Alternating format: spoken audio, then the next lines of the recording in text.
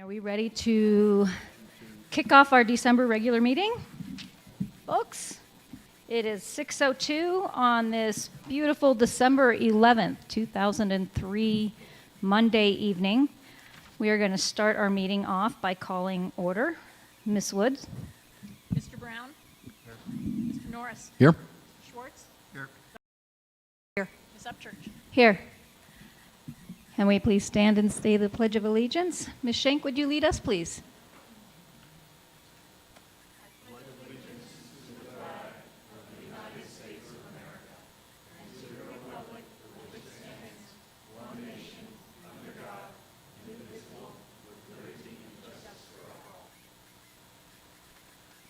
Thank you, Dr. Schenk. Our first agenda item is the approval of our agenda. Can I get a motion to approve? I'd like to make a motion to approve the agenda as presented. I'll second that motion. Excellent. Ms. Wood? Mr. Brown. Aye. Mr. Norris. Aye. Schwartz. Aye. Dr. Schenk. Aye. Ms. Upchurch. Aye. Our first item for business is our recognition, and we want to start by recognizing with a special presentation to our disabled American veterans, and Ms. Alicia Welch will be presenting that recognition. Ms. Welch, we'd welcome you up. Right here at the podium. Thank you. Good evening. It's good to see all of you tonight. Today we celebrate one example of our unique staff culture and community spirit within the Lewis Palmer School District 38. Our newly formed District Activities Committee, established this fall, undertook a fundraiser rooted in the spirit of Veterans Day. Together, we rallied our staff around a call to wear jeans on November 15th, accompanied by a $5 donation. The response was nothing short of inspiring, with approximately 300 members of our dedicated team participating. We're thrilled to announce District 38 generated $1,500, which we are honored to present as a donation today. The organization we selected to benefit local veterans is Local Disabled American Veterans Chapter 26, and we are privileged to have with us today Commander Mr. Antonio Cruz and Senior Vice Commander Mr. Chuck Dietz. Our decision to support disabled American veterans stems from a deep appreciation for their mission and their invaluable service, the invaluable service they provide to our community. This organization serves as a vital support network for American veterans and their families, guiding them through the intricacies of benefit applications and offering compassionate assistance to families coping with the aftermath of a veteran's service-related injury or illness. Our community is one filled with military-affiliated families, and District 38 takes great pride in our commitment to serving these families. We want to extend our heartfelt gratitude to Mr. Cruz and Mr. Dietz. We also want to invite them to share a few words at this moment. Thank you.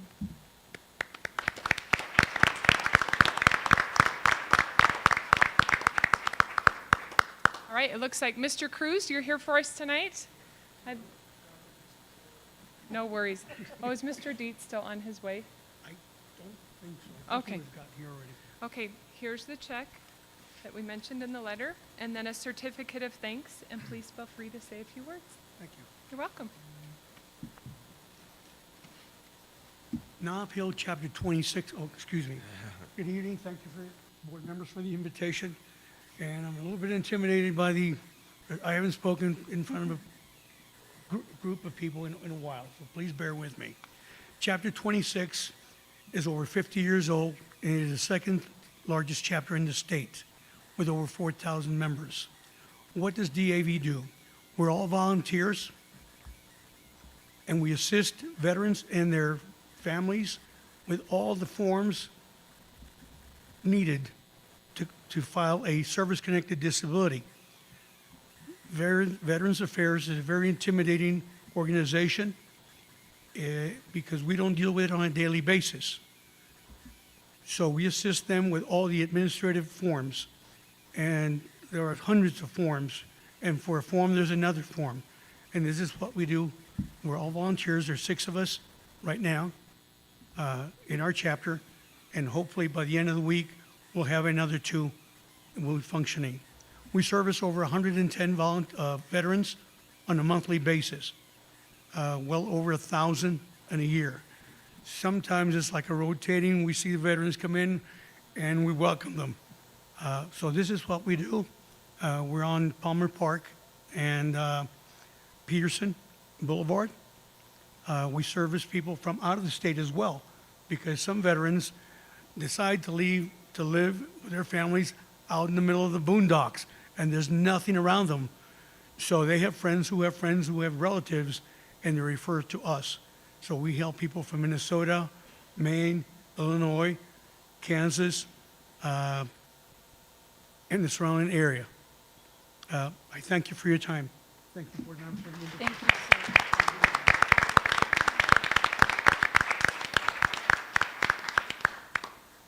And thank you, sir, for your service. And congratulations to the fundraising effort as well. That was awesome. All right, so moving on to B number 2, special recognition of our Palmer Ridge High School state champions. And we have 2 state champions groups with us tonight. Woohoo! So we're going to introduce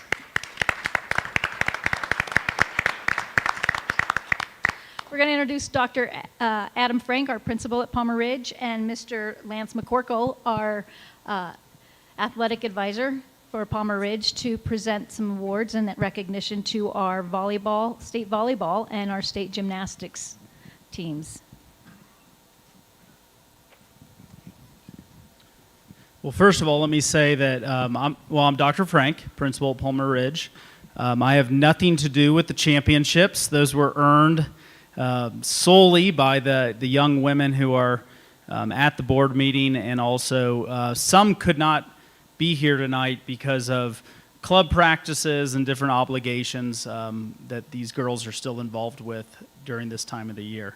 But as a principal, I'm super proud. Our students are incredibly proud of both these teams. First, we're going to focus on the gymnastics team, who has competed very well year after year, individually and as a team, and come awfully close to a state championship on other occasions.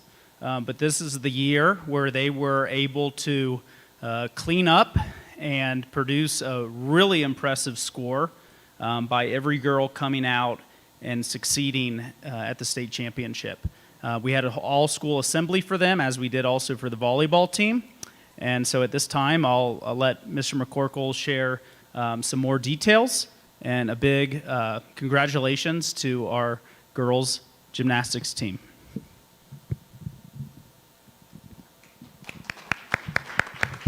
So I'm Lance McCorkle. I'm the athletic director, and it's a great pleasure. I'm going to bring up our gymnastics team, or the representatives from the gymnastics team, and Coach Kathy Klaus, who's the head coach, and her daughter, Kristen Klaus. You guys can come on up. As Dr. Frank said, we've come very close each year, or for a couple years straight, and then this year we were able to get over the hump. It was a great time, even though it took a very long time to get the scores done. But once that happened, it was pretty cool, and it was nice to bring that trophy back. And it just shows we've got some incredible kids, incredible girls that competed, but also for Kathy and Kirsten, the work that they've put in bringing these girls up and working with them the way they have. So I'm going to pass this microphone along to each girl so they can introduce themselves to you. Actually, I want to say something. First of all, I would like to say thank you to the board for recognizing us for this evening. Also, a big thanks to Lance McCorkle for all the years and support. We've been close to winning, like he said, for the last few years. 2 runner-ups and a third, but this year we had an undefeated season going into the state meet, and we were the team to beat. We had friendship, camaraderie, competition, and mostly fun and family. And as we say goodbye to our several seniors, no better way to go out but with a win and a state championship. So thank you for recognizing us tonight.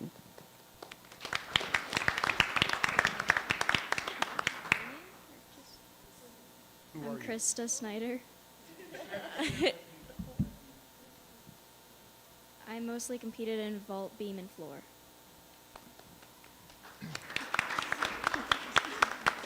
I'm Haley Johnson, and I competed vault. I'm Riley Starling, and I competed all around.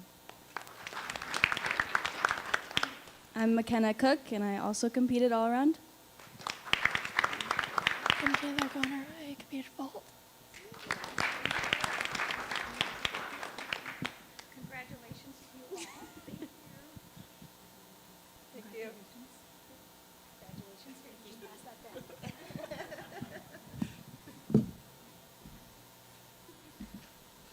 Thank you so much. Thank you.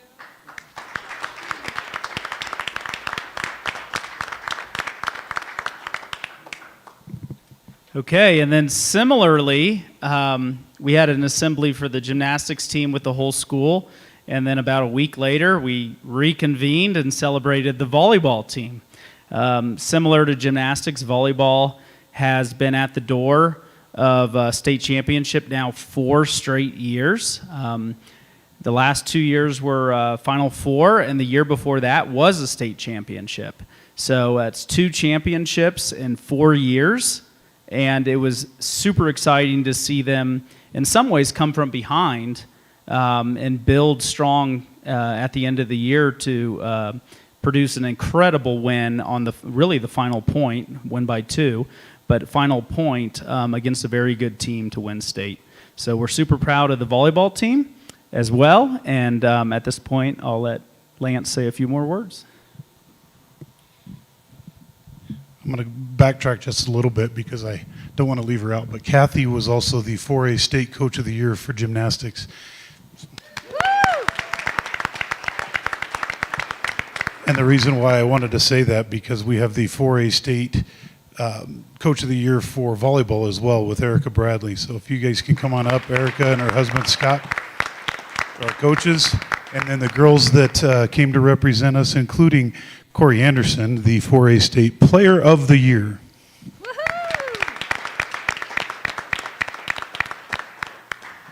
And as Dr. Frank said, this group, he said, came from behind, but I want to say we were right there all year and primed at the right time. We played our best volleyball when it counted. Really started to shine with the end of season tournament and beat a couple of really tough teams, and went on to compete that same way at state and rolled through state undefeated, and just played amazing. And that last point in the 5th game, I think, what was it, 15-13 at the final? So 15-13 to end the game. Really exciting. And then I had to run down onto the floor past a whole bunch of really angry parents from the other team, but that was okay. It felt really good for us. But I will, like I said, this is Erica Bradley, our head coach, her husband Scott, who helps out as well, and I will pass this on so they can introduce themselves. Thank you all for having us. It's a huge privilege to be standing here, and it's a huge privilege to be the head coach of this team. I have 3 of my girls here. We have a roster of 14. A lot of them are actually all of them, not a lot, are very involved in club this time of year, so that's, I think, where the majority of them are. Thank you guys for showing up. But like he said, this season we won, 2020, 2021 really, but we won in the COVID season. Semifinal match the 2 years in between, and then we won this last fall. But this one was it meant so much more, I think, to all of us because of the struggle that we had through the season. We had a lot of ups and downs, and it was very trying at times, but it was amazing to see these girls just really reap the benefits in the end of all the hard work that they put through. There's a lot of perseverance, commitment, belief in each other, the trust in their teammates, and I think that's probably the most rewarding thing for me as a coach to kind of take away this season. But Monument is kind of a big deal when it comes to volleyball, and it's amazing that we had Lewis Palmer and our team up there at the state tournament. So I do not take this job lightly. It's been a fun time. Scott Bradley, assistant coach. Melanie Pierce. Mia Hansen. I'm an outside hitter. Oh, I'm a setter. I'm Corey Anderson. I'm an outside hitter.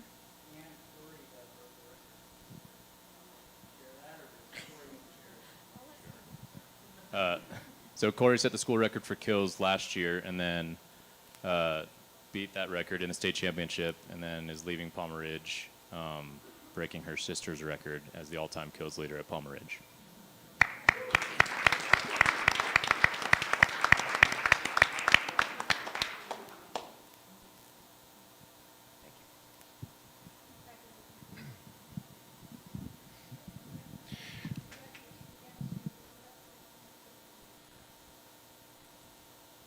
I just want to say thank you for having us. Appreciate it.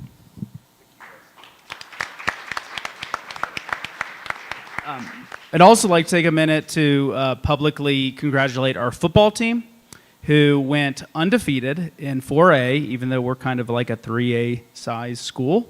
So it really is a huge deal. So the football team, as you know, went undefeated all season and then fought very hard in the state championship. And so we're also incredibly proud of what the football team accomplished this season. Thank you. Thank you.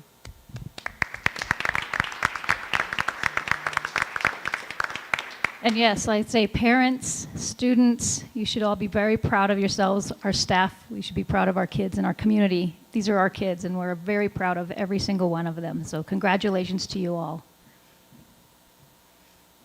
Our next item, we are not going to be introducing our Palmer Ridge High School student representatives because due to finals week and scheduling challenges, they weren't able to be here tonight, but they will be back with us in the new year, and we wish them all luck on finals week, and happy holidays and Merry Christmas. Our next item, we're moving right along. Look at that. Our next item is public comment. Ms. Wood? At this time, in accordance with policy BEDH, the board will hear comments from members of the public who have signed up to speak, and it is our goal as a board to continuously listen and improve, and we invite members of our community to speak publicly for a total of 30 minutes. Speakers will be allotted up to 3 minutes each, and time may be divided equally if more than 10 individuals wish to speak. Groups with a united concern may be asked to appoint a spokesperson. The Board of Education does not expressly, individually respond to public comments, and to this point, comments expressed do not represent the position or opinion of the Board of Education or District 38. And then finally, we ask that you keep comments shared appropriate for our PK-12 audience and respectful at all times. Should you have an issue with staff members that you would like to address, please consider sharing these criticisms and concerns with the superintendent, who is responsible for supervising all staff and involving the board as necessary. And our first speaker is we do not have any speakers. Faked me out. Can we move to our second speaker then? Or Mr. Belcher. Our next item, before we have our board member comments, I wanted to take a moment to recognize the new board that we have here in D38. In accordance with state statute, we had to have them do their oaths of office at our December 5th board work session, which became a working session and a special meeting. So at this time, I personally would like to take the time to individually recognize and welcome each of our board members to the team. So I'm going to come up here, and I'm going to make you all come up here with me as well for photographs. And I'll introduce you guys.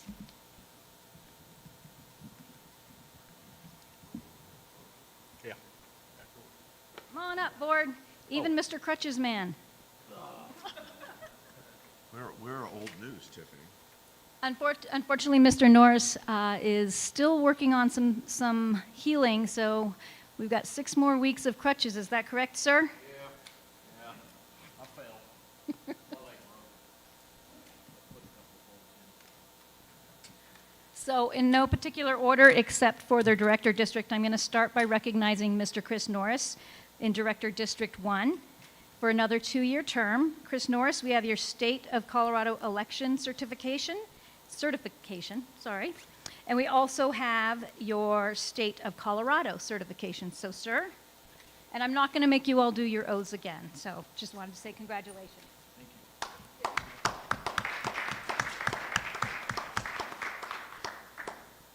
Next, representing Director District 2 for 4 years is Dr. Patty Shank. Congratulations, ma'am, and welcome to the board.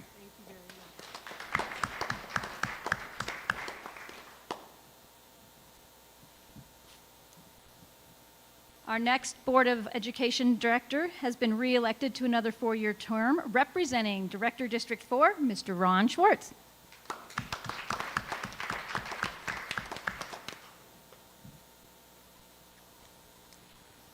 And last but not least, representing District 5 for his first 4-year term is Mr. Todd Brown. And I just want to say congratulations to our entire board. Anytime there's change, there's always something, there's lots of things, anxiousness and excitement, and so I'm excited to serve for the next 2 years until I am expired in 2025 with these amazing 4 individuals. So let's congratulate all of them.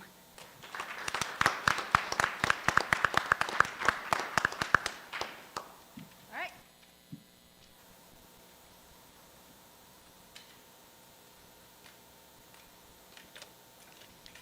And now that you're all official, you can officially make your board statements.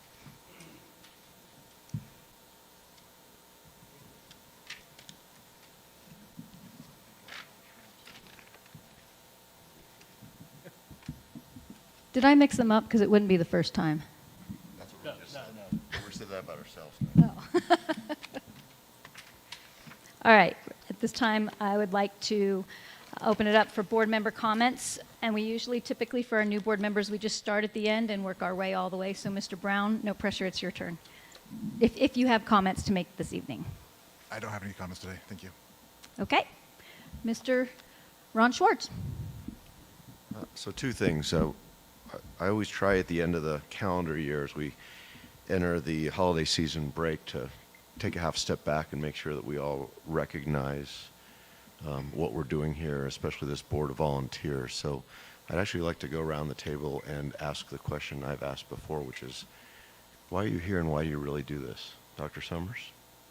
You're not a volunteer, but you're close. To elevate the futures of every student every day and provide a world-class education with the very best in staff, family connections, outstanding academic and extracurricular performance, and I could go on, but it's In a sentence or less, please.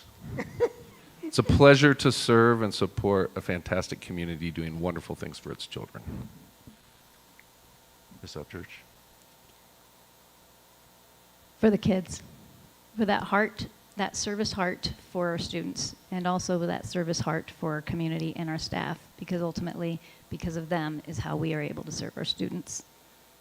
Thank you. Mr. Norris?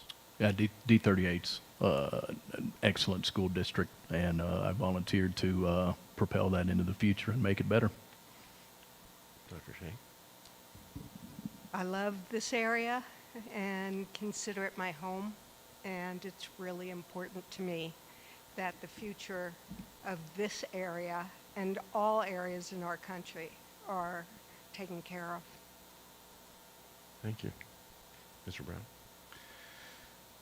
As I've mentioned before during the election process, I have a large family. I've got 6 kids in this school district currently, and it's important. We moved here in large part because we believe this is an excellent district, and we just want to do our part. I just want to do my part to help keep it as an excellent district and improve it where we can.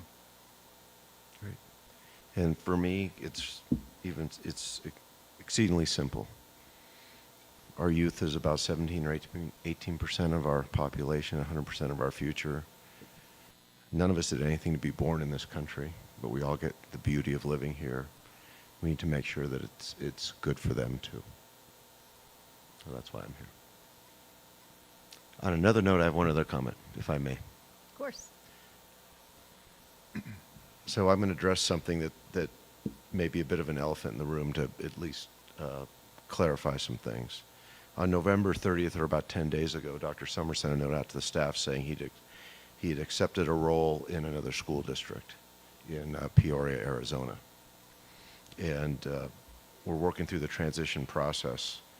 But I want to make sure that the public understands that this did not come as a significant surprise to us, and that candidly most superintendents in the country are in their roles somewhere between 3 and 6 years. And the smaller districts are more on the short side of that, and the larger is more on the big side, on the long side.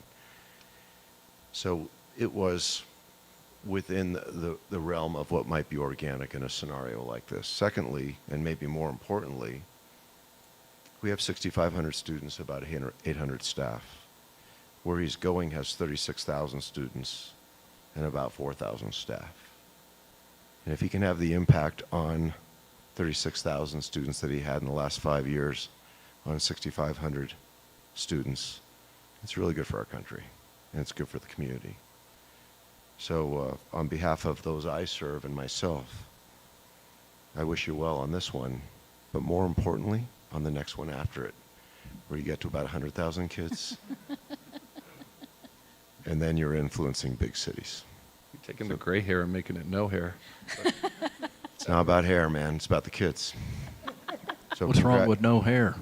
Indeed. Yeah. No judgment, Mr. Norris. Don't worry, I'll be at therapy with you, Chris. Anyhow, congratulations, and most importantly, it's a good thing. You can take what you did here and grow it by 6 or 8 times. It's a very good thing. Congratulations. Thank you very much.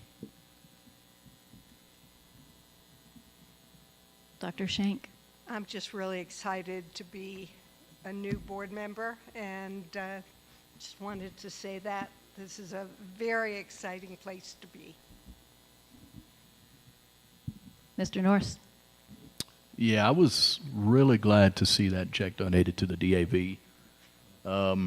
I certainly appreciate that. I've personally benefited from using the DAV services to help navigate the VA system, and that's one great organization. So thank you for that. Excellent. Well, I'm going to do things a little bit different. I am going to get in the cheer. 'Tis the season. And I'm not going to give everybody my gift of gab tonight. I am simply going to say thank you, all of you, my fellow board members, our staff, Dr. Summers, all of you. Every face in this room is an advocate for kids. And so I just want to say Merry Christmas and Happy Holidays to everybody. And I just wanted to spread cheer and keep it short and simple, because nobody ever complains about things short and simple. And in the words of Walt Disney, I'm going to stop talking and start doing and start working. There's plenty to do today. Dr. Summers. Thank you, Mrs. Upchurch. That's a tough act to follow. And I did not bring my sparkling lights, but I did bring a superintendent update with me. So if you'll indulge the presentation for the next few minutes, as this board, or our previous board and now our new board, are becoming more and more familiar with, we pride ourselves in alignment with our vision, mission, strategic plan, and our core values. And there's some really cool things to share over the past month or so that we'd like to highlight. Starting with, again, kudos and recognition to our new board. And that's a pretty good looking picture there, I'd say. We lucked out with a beautiful day, and you guys all look beautiful.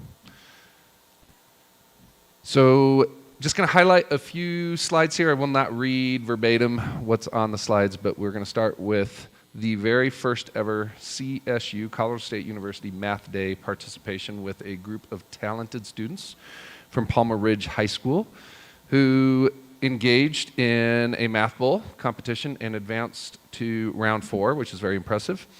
And also we're able to engage in a math lecture, and so we have our students spreading their wings and experiencing academic excellence opportunities at the next level and across the board. So we're really proud of them, and kudos to that participation. As you heard just a little bit earlier this evening, as Alicia Welch presented our new D38 Activities Committee, we just wanted to give a big shout out to them. There's been quite a few holiday festivities that we are currently engaged in, but there was recently a whole district fitness challenge, which also aligns to our efforts to promote employee health and wellness. So specific to this challenge, we had 6 weeks of capturing all the data from all of our staff who opted into this challenge. So pretty impressive that we racked up 58.5 million steps, or just under 29,000 miles walked over those 6 weeks. And our highest stepper was LPHS staff member and athletic trainer Scott Riley, who raked up over 1 million steps. And then the Prairie Winds elementary school team was the highest participation school of the event, and so they've earned a lunch from our D38 team. So big shout out there, and many more good things to come with our D38 activities group. So you heard a little bit about our accomplishments from our student athletes over the fall, and Dr. Frank also mentioned the performance of our PR football team. We also wanted to call out our LPHS POMS and cheer squads, as well as our PRHS cheer squad, for competing at state over the past weekend, and kudos to LPHS cheer, who took home second place overall. And then, as this comes as no surprise, continued success with our Barobotics teams. This particular time happened to be 3 of our middle school teams who made state and competed over the past weekend, and Team Sour Patch came in 3rd place in the state for robot design. So that's just getting started for that team. As you know, there'll be many more competitions to come. Also wanted to shout out Lewis Palmer Middle School's 2nd annual CTE, Career and Technical Education Showcase. What's remarkable, I think, about this event, and those of you that have had a chance to attend, is that this is student facilitated. And so you see our students demonstrating all of their learning within the medical, journalistic, forensic, and woodworking areas and beyond. And it's also a nice way to demonstrate to potential incoming students what opportunities exist within 7th and 8th grade, and how those skill sets also grow and extend into both of our high schools. So just kudos to our students, our teachers within those areas, and the sponsors of this event. And another shout out to middle school. This particular shout out is to the 7th grade improvisation class, who hosted performances of, quote, The Stinky Cheese Man and Other Fairly Stupid Tales. So it was a unique spin on classic fairy tales, providing an entertaining showcase, which our students certainly did a fantastic job with. Their improvisational skills and comedic timing. And the performance also played a meaningful role in fostering a love for the arts, building confidence, as well as promoting self-expression among these young emerging talents. So kudos to that group of kiddos. And not to be outdone, Lewis Palmer Elementary School celebrated recently a literacy night to end November, which was an enjoyable evening of reading and imaginative adventure for the whole family. So a very interactive night with students exploring different literary stations. Shout out to Principal Johnson, somewhere in the back row there, who shared tools, tips, and strategies about reading at home, engaging with a colossal Scrabble board, tackling dictionary skills, and again, promoting activities to enrich our students' passion for literature, literacy, and learning. So a big shout out to our families and volunteers for contributing to this incredible night. And Mrs. Upchurch, that's a pretty neat picture there, I would say. So well done there. That was fun. Very fun. Our Homeschool Enrichment Academy recently hosted a packed talent show. So we had a number of students that performed on December 7th, wowing families with singing, dancing, musical talents, and beyond. So big kudos to all of our students for the bravery to perform in front of others. And what was the favorite of the team? Okay, a student taking the stage to freehand draw a hamburger. That looks very cool. Hot off the press, we were able to celebrate a graduation ceremony with a graduating student from our transition program. So a big shout out to Jack Hartje and his family. and all of the staff and students of the transitions team. So Jack was applauded today for his work ethic. He had multiple friends who expressed how much they miss him, and we are extending our very heartfelt congratulations to Jack and wishing him the very best. One of his goals is to work for Southwest, and I think he's well on his way to doing so. So we do this twice a year, so looking forward to our next graduation in May, and then again, just an excellent job by our transition team for all of our students in that program. And our holiday spirit continues to shine, not just in Mrs. Upchurch's attire, but we had holiday concerts over the past couple of weeks, door decorating, contests, carolers from Prairie Winds. So shout out to all of our schools showcasing their holiday spirit, wishing the very best and happy holiday season to all of you and yours. And if you want to see more of this good news, please check out our YouTube channel on LPSD38 Media, and I'll just give a shout out to our communications team in a job well done in covering all these events and making sure that we've got the spotlight where it belongs. And I think with that concludes the update for this evening. Excellent. Thank you so much, Dr. Summers. Thank you. Board, any questions or comments? No? Okay. Then we will move right along to our first action item, and that is to consider and approve the principal appointment for Ray Kilmer Elementary School. Mr. Greg Saunders has been serving as the interim principal, and so I would take a motion to approve, and we'll discuss afterwards. Tiffany, I'd like to make a motion to approve the appointment of Mr. Greg Saunders as principal Ray Kilmer Elementary School, effective immediately. Is there a second? Second. Okay, we would like to do discussion or questions, thoughts? Dr. Summers, would you like to kick that off? Sure, I'd love to just share a little bit of Mr. Saunders' journey in this particular role.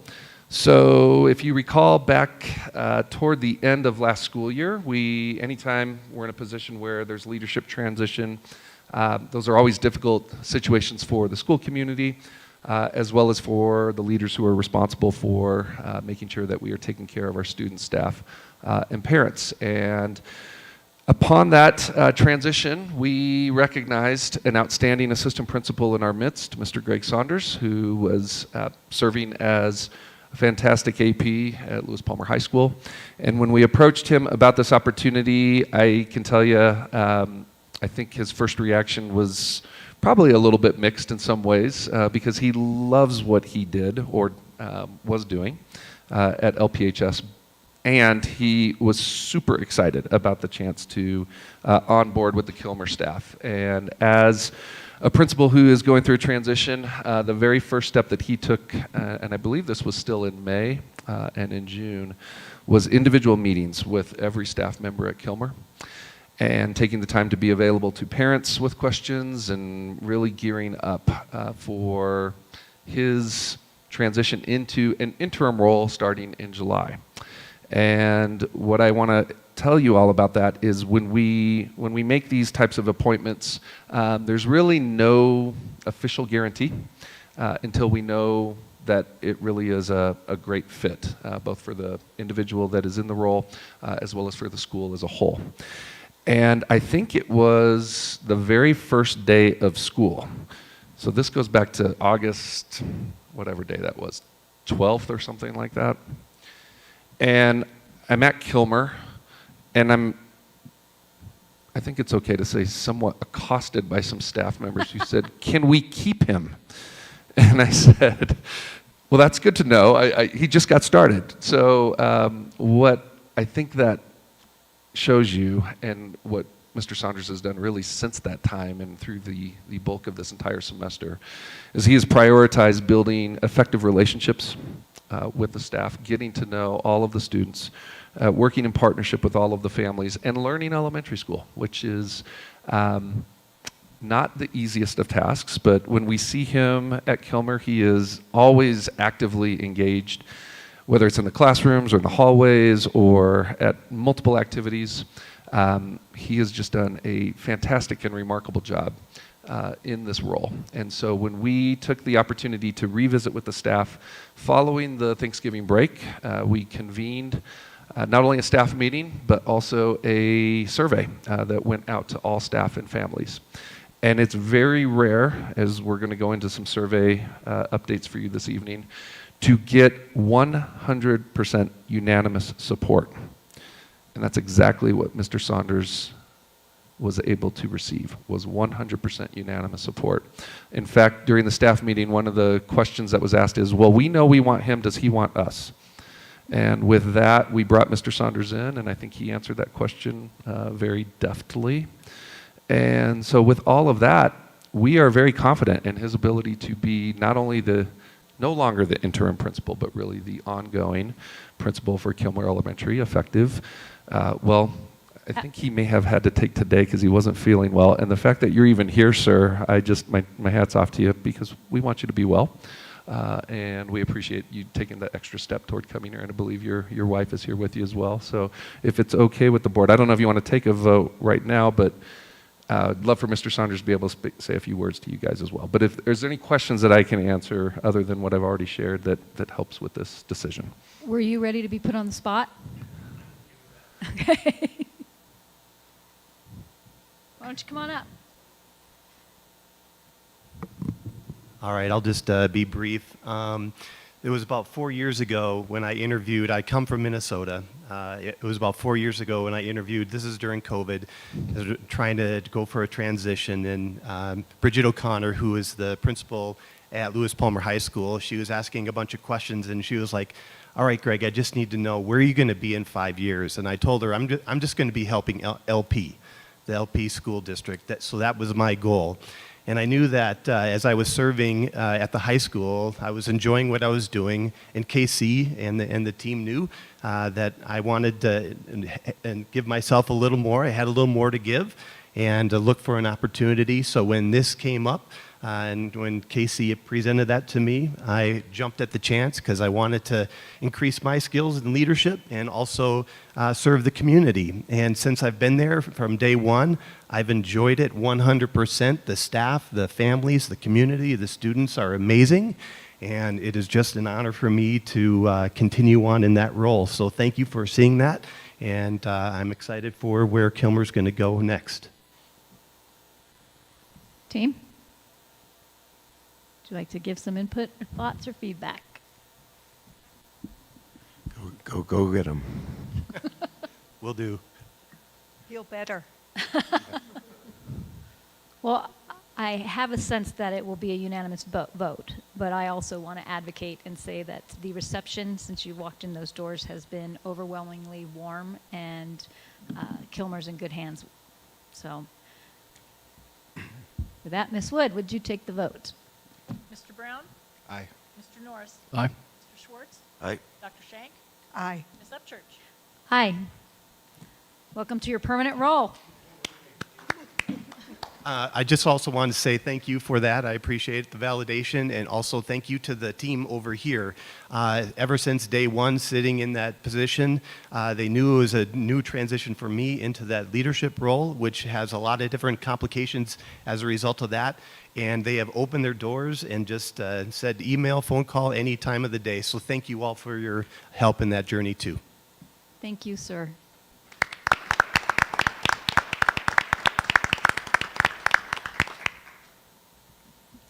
All right, we are going to move into item C2, our fall survey data review. And we'd like to welcome Dr. Summers and the leadership team to present this. This was presented to our accountability team as well at Monument Academy West at our last PCAC meeting. So Mrs. Upchurch, if it's okay, I'll do a quick intro to this presentation, and then it will be shared and facilitated by Rick Frampton, Alicia Walsh, and Amber Wetstein. So what you will be looking at this evening is the data from 3 different sets of surveys. So we are, as we've done the past few years, surveying all students grades 3 through 12. Students, and then Mr. Frampton will talk through those results, have data that is conducted both in the fall and in the spring. And so we have some comparative data for you based on last spring's results and how we're starting off this year. And then that will segue into our family caregiver survey, this is the first time actually that we've conducted a widespread and systemic survey. That particular survey is developed in partnership with our friends from Studer Education. So you'll be able to see our first initial baseline year of those results. And then lastly, we'll share our employee engagement survey results. Also, our first year of this particular survey, baseline year, and partnering with Studer Education on how we're processing through those. So we encourage your questions. This is interactive. There is no action item that's attached to this particular agenda item, but we felt, especially since we have a new board here with us this evening, that this would be a good place to start. The other thing that we'll call some attention to is the alignment from how this data will relate to specific aspects of our strategic plan. So you'll be able to start getting a sense of how we're mapping some of the indicators to some of the future targets and goals that we're setting within each of those areas. So with that, I think, Mr. Frampton, you're up first to bat. Great, thank you. Good evening, board. A little background on the student survey, which I'm going to talk with you a little bit about this evening, is this is the second year in which we are conducting an internal survey.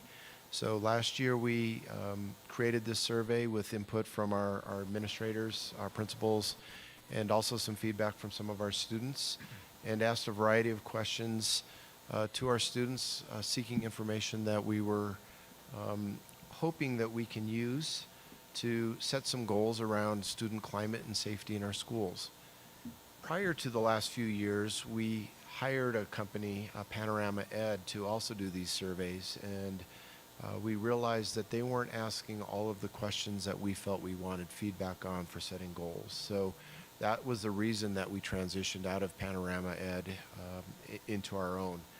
The advantage to having our own survey is we really can ask specific questions and get that feedback we're looking for and craft it in a way that's meaningful for our schools.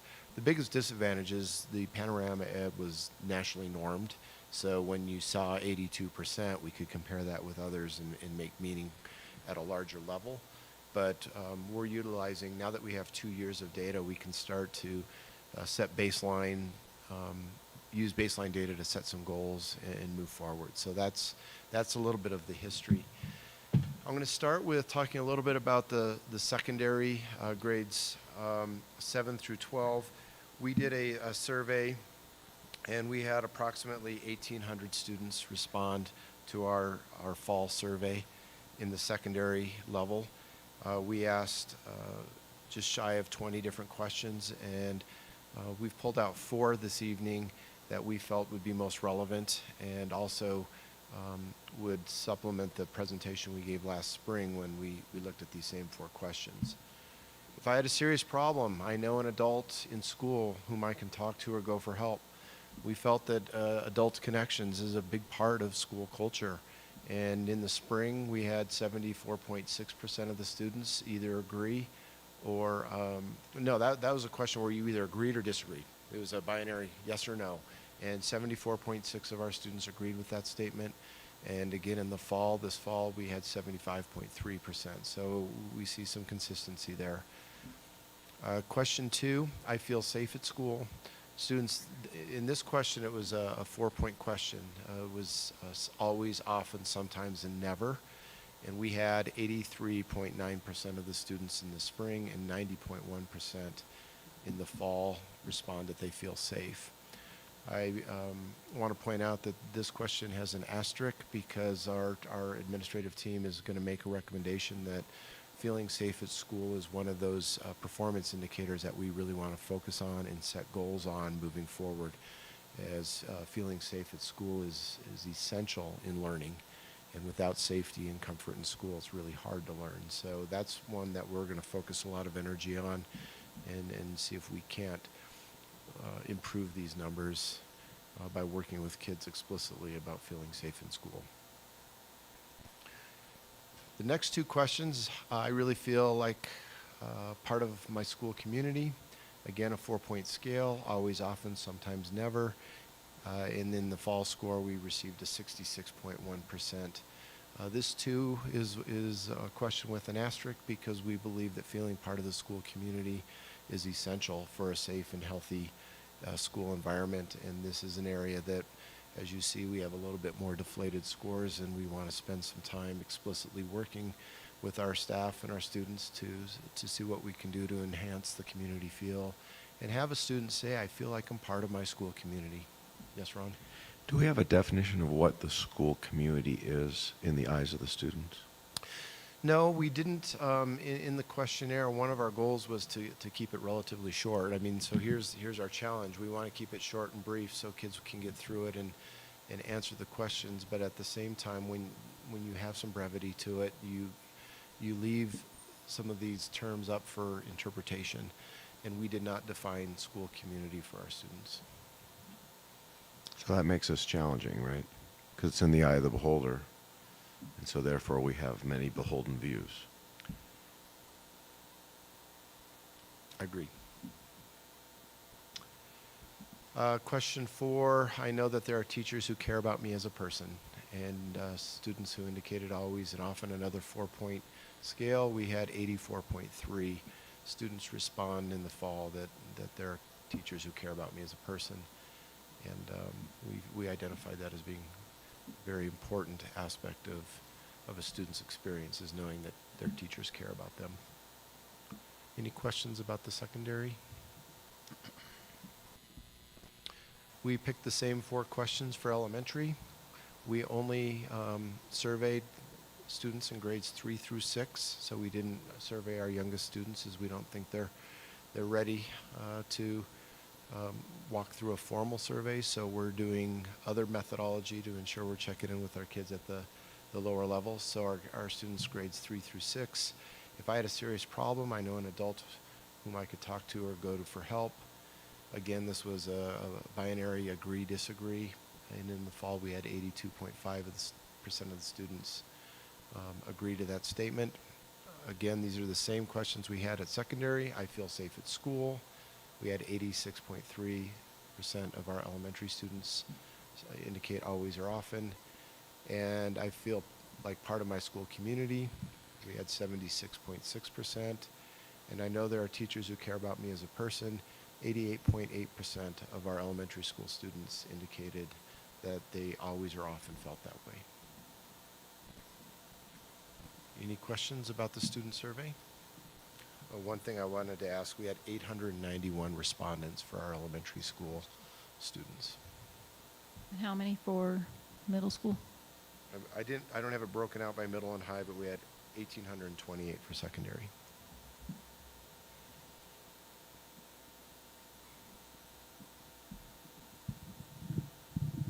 Okay. I have one more question. Sorry.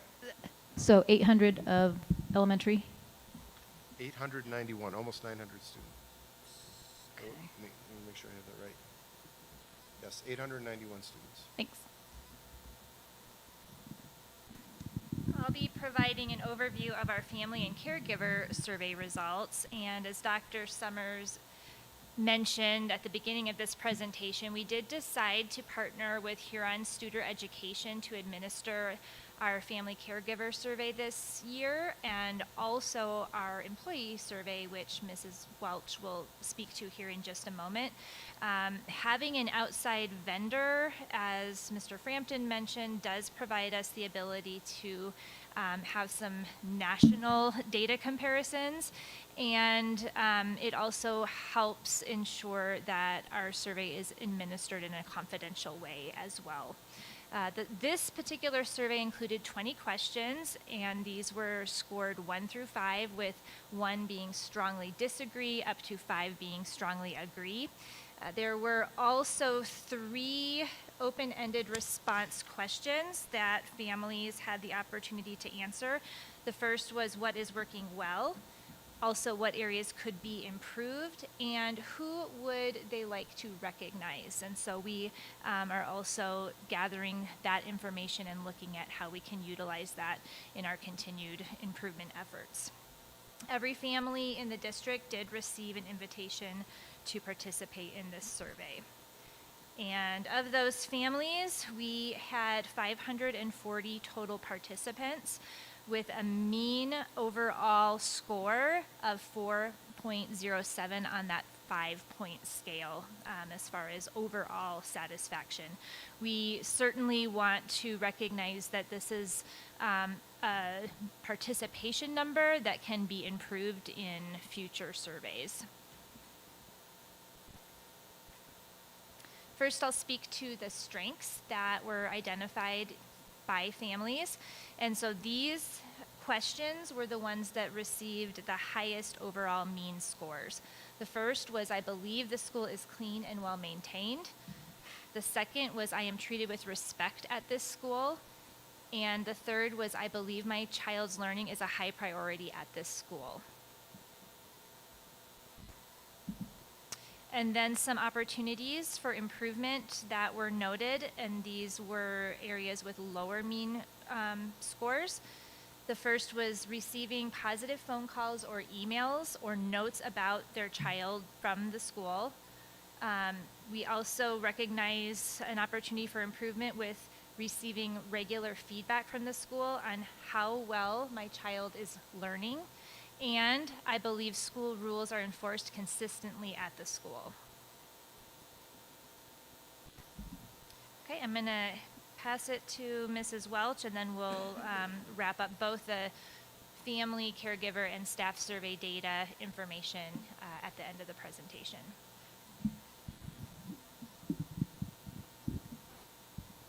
I want to make sure no one had any questions for Amber before I move on.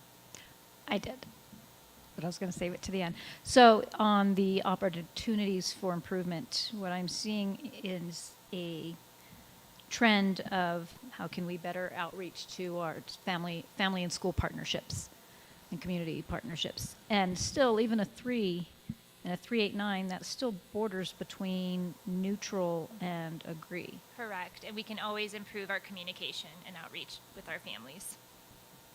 And isn't that a CDE? Isn't there a framework that the CDE puts out for schools to follow to do that? Does that fit into this? Is That there is something opportunity? we do work on, and I'll speak a little bit about this later on, but we are using this to drive continued strategic planning efforts.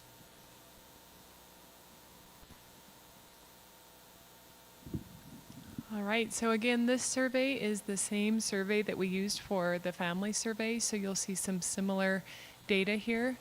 As far as the questions being asked again, they are scaled 1 through 5, with 1 being strongly disagree, 5 being strongly agree. And we're going to show you, I'll show you the areas where we had strengths and also the areas where we can have opportunities for growth. Ron? On the participants, I went ahead, sorry. Should never give me the slides in advance. On the number of participants, it's at 469. Staff's around 800. Correct. So roughly 341 chose not to participate, or? Correct. Okay, and where is that in statistical norms? Well, one of the things I'd like to bring up before I go into statistical norms is we went over these survey results with both the PCAC and the SCC and talked to staff members who were present about level of participation, and I think there were some things that we heard that we could learn from in order to increase our participation. But as far as your question about the statistical norms, I would love to say I have an answer for you, but I don't. Maybe. If I could weigh in there, I don't know that it's a statistical analysis per se as much as it is. I mean, this is close to 60% of our staff. Yeah. So is it statistically significant? Yes. That's really where I'm going. And 60% in most surveys is actually an exceptional number to achieve. And Dr. Schenk, you might be able to provide a little bit more of some context for Mr. Schwartz. The other thing, though, that we do want to point out, and I think Alicia just spoke to this, we would like to set a bar moving forward with this particular survey to achieve 90% or greater participation. One of the factors that I think we do have to acknowledge is that we have several of our classified team members, including several bus drivers, food nutrition service workers, custodians, folks who aren't necessarily actively monitoring email or on their computer very often in the course of their day-to-day work. So as a leadership team, we need to be more intentional about cultivating some time built into the work schedule where we can ensure all staff have access, and whether we facilitate that during a staff meeting or whatever our process may be, we feel like as we move forward with this survey, we'll be able to achieve that 90% bar for years to come. Is that pretty consistent with what you talked about too as you presented this data, Ms. Welch? Yes, Yeah. and we did use another system to gather data from staff a couple years back. My Voice, we used it a couple years in a row, and we did exactly what Dr. Summers is talking about, which is bring people in on paid time and have them, even if they start the survey and then go into a classroom so that they have time to think alone without everyone sitting around them. We did try to make the staff appealing to people, the survey more appealing to people by not expecting them to do it in their own free time. Also at the PCAC and SCC, there was some conversation about whether the window could have been open a little bit longer. So there's great opportunities for improvement there. Yeah, 60% is a nice number, but I don't know what the industry norm is when it's your own staff, and which entities are collecting that. And I would assume CDE probably has some data that says in school districts of X size, this is what a best practice looks like. Is, I guess, Somewhat anecdotal to that question, CDE produces a survey called the TEL, which is, I forget the exact, do you know the acronym? It's Teaching and Learning Conditions Across Colorado, which is a spring survey, which is actually a survey that we encourage our staff to participate in as well. Where I'm going with all of that is typically their threshold to be able to publish the results from the schools in the districts that participate is 50%. So for what that's worth, we're at least more than halfway there, but as I mentioned, we definitely can get, I think, much closer to 90. The other thing that is really important for us is that demonstrating to our staff that their feedback, their voice means something. So how are we incorporating what we glean from this data in ways that helps continue to build toward a demonstrated response, if you will, to what we're hearing from our staff. So I think there's, again, more opportunities to pursue there. And the survey is a tool that obviously is designed as a moment in time, and it's 20 pretty standardized questions. So we're excited to use this as our baseline year and keep building from there. All right, so please don't get me wrong. It's really upbeat and necessary that we do this. I just want to make sure that when we do it, we get a wonderful swath that if we take action on it, it's impactful. Yes, we agree, and it will be. I want to just mention that in addition to the survey itself, part of this process has been gathering additional input through in-person sessions. And so even if staff didn't participate in the survey itself, they had an opportunity to hear the results and to provide additional feedback as well. Thanks. All right, and as you can see, the overall mean score was 3.82 for the data we collected for the employees. The greatest strengths for the employee surveys included, I believe my work positively impacts those we serve. I have a clear understanding of the mission and goals of my organization, and I feel a sense of pride when I tell people where I work. The opportunities based on the feedback that we got from the employee survey include, I feel that organization level resources are allocated to maximize effectiveness across the organization. I receive feedback concerning areas for improving my performance. I feel supported in balancing my work responsibilities, and that tied with, I feel that resources in my immediate work environment are allocated to maximize effectiveness. What's the difference between number 1 and number 3? Right. Organizational versus immediate work environment. So we asked staff to provide feedback both in regards to the school or department that they were most closely associated to. But question number 1 is really implying a district purview of how resources are allocated, not necessarily just the immediate work environment.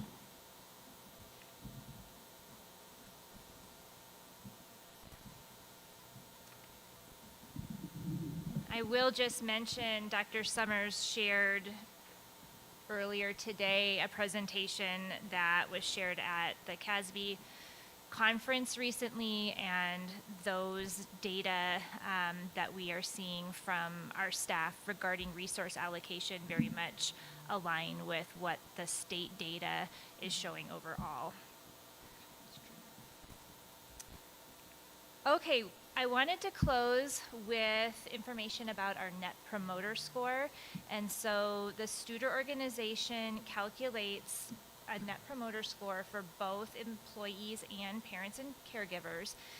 And essentially, they have a formula where they take the 5-point scale and convert it to a 10-point scale. And those respondents who typically have a scoring pattern of 0 to 6 are considered to be detractors. Those who typically score in the 7 to 8 range are considered passive, and those who consistently provide high scores at the 9 and 10 level are promoters of the district. And what you see here are the percentage of promoters, those who are passive, and those who are considered detractors for both the employee group and the parent caregiver group.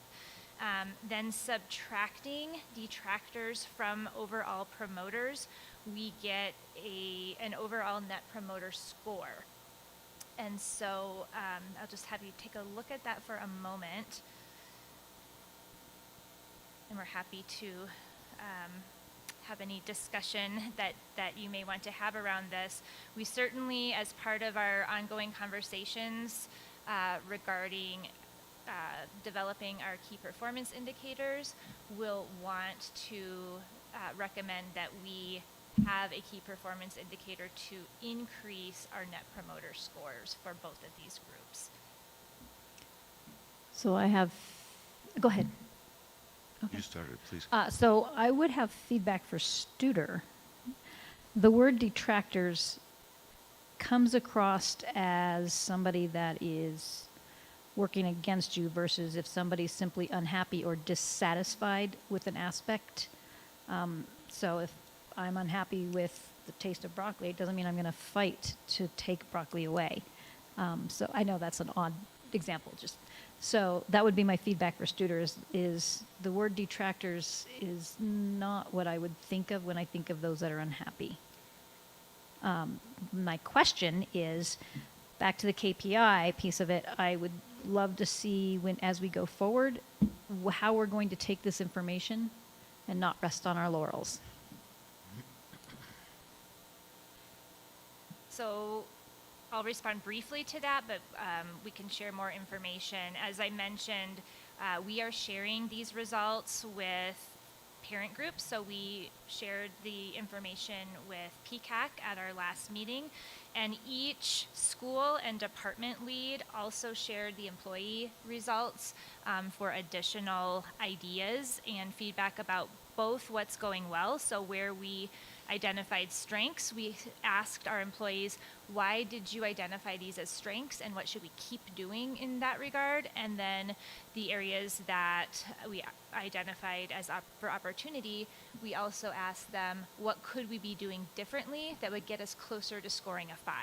And so that information has been collected at all of the school sites and at the department level, and will be coming together on January 3rd as an extended leadership team to share some of those themes that came about in those discussions, and to continue then identifying action plans for our strategic plan. Other You ready? questions and thoughts? Is the text in bold at the very bottom what good looks like from a numerical score standpoint? So with Studer's formula, they are saying that a Net Promoter Score between 31 and 49 is that the organization is moving to great. So strong performance and sustained sustainable growth. We can certainly continue to improve that number, but overall, that is a good number. Okay, so they probably have a visual that looks somewhat like that box on the right with the colors that says this is what, they won't use the word bad, this is what needs improvement looks like, this is what passively fair looks like, this is what good looks like, and this is what great looks like. Yes? Whenever we go through the next version of this, not designed to make extra work, could we please put that up for reference? So examples of? No, just how the whole metric scale works. In other words, what is it we're measuring? What is it we're running to? And what do we get when we get there? Does the box not do that for us? Or what else are you envisioning besides what's in that box? I just don't see where it says, and it could be my own personal mental block on this. Maybe something more visual? Yeah. Where we land? So basically, this on the right is saying in text that we are somewhere, depending on who you want to look at, whether it's the employees or the parents, between 30 and 37, right? Well, our net promoter score for parents and caregivers is 37.16. However, our employee net promoter score is a negative 2.11. And so we fall in that bottom range currently with employees, meaning we need to improve. And we need to be attentive to creating a better employee experience is what they tell us. That we might be able to do a better job of is demonstrating the difference between those two and then Yeah, showing. and just where we are in moving from good to great, right? So that one of the things I think is maybe challenging for the public and certainly for the board is there's so many different things we measure. And it's good, right? If it moves, you should measure it, right? Because then you know how you're doing. But we also need to know what it is we're measuring, what we're getting to in some hopefully simplistic form is all I'm going after, right? And if this group can get it, I suspect the public can get it too. I mean, and maybe a way to just communicate it in a more simple way is we want to increase the percentage of parents and employees who are consistently giving us high marks and consistently engaged, loyal, and enthusiastic. And Right. maybe we can visualize that. Yeah, and graph or something. I would say that the last few adjectives you use are very descriptive for us to understand the value of why we're doing this. Yes. Is that okay? Yeah. The employee experience needs improvement. The parent experience, while good, can still improve, but it's interesting that there's a gap there. And that's the other thing that we really need to continue to process through, because our staff are giving us some pretty compelling reasons why they feel what they feel. And I think it's also okay to say, and we're still doing a remarkable job with these students of our families because they continue to tell us that things are going well. So Right. how do we reconcile some of that gap? Right. There's another angle to it. Right, and keeping the community engaged is good because that's a secret sauce, right? Absolutely. There's one more that I think also adds a little more light to this. So final slide that we have for you on this topic. These top box areas are the questions that had the highest percentage of scoring a 5. So a 5 out of 5. So for employees, those were, I believe my work positively impacts those we serve. I believe that leaders in my immediate work environment are genuinely concerned for my welfare, that being my school or my department that I report to. I feel a sense of pride when I tell people where I work. I would recommend that parents select my organization to serve their child, and I have a clear understanding of my expectations as an employee. For parents, 51.39% strongly agreed with I am treated with respect at this school. 48.98% I believe the school is clean and well maintained. 48.24% strongly agreed with I am proud to say I have a child at this school. The next was, I believe, the teacher, staff, and administration at this school demonstrate a genuine concern for my child. And finally, I believe this school provides a safe environment for my child to learn.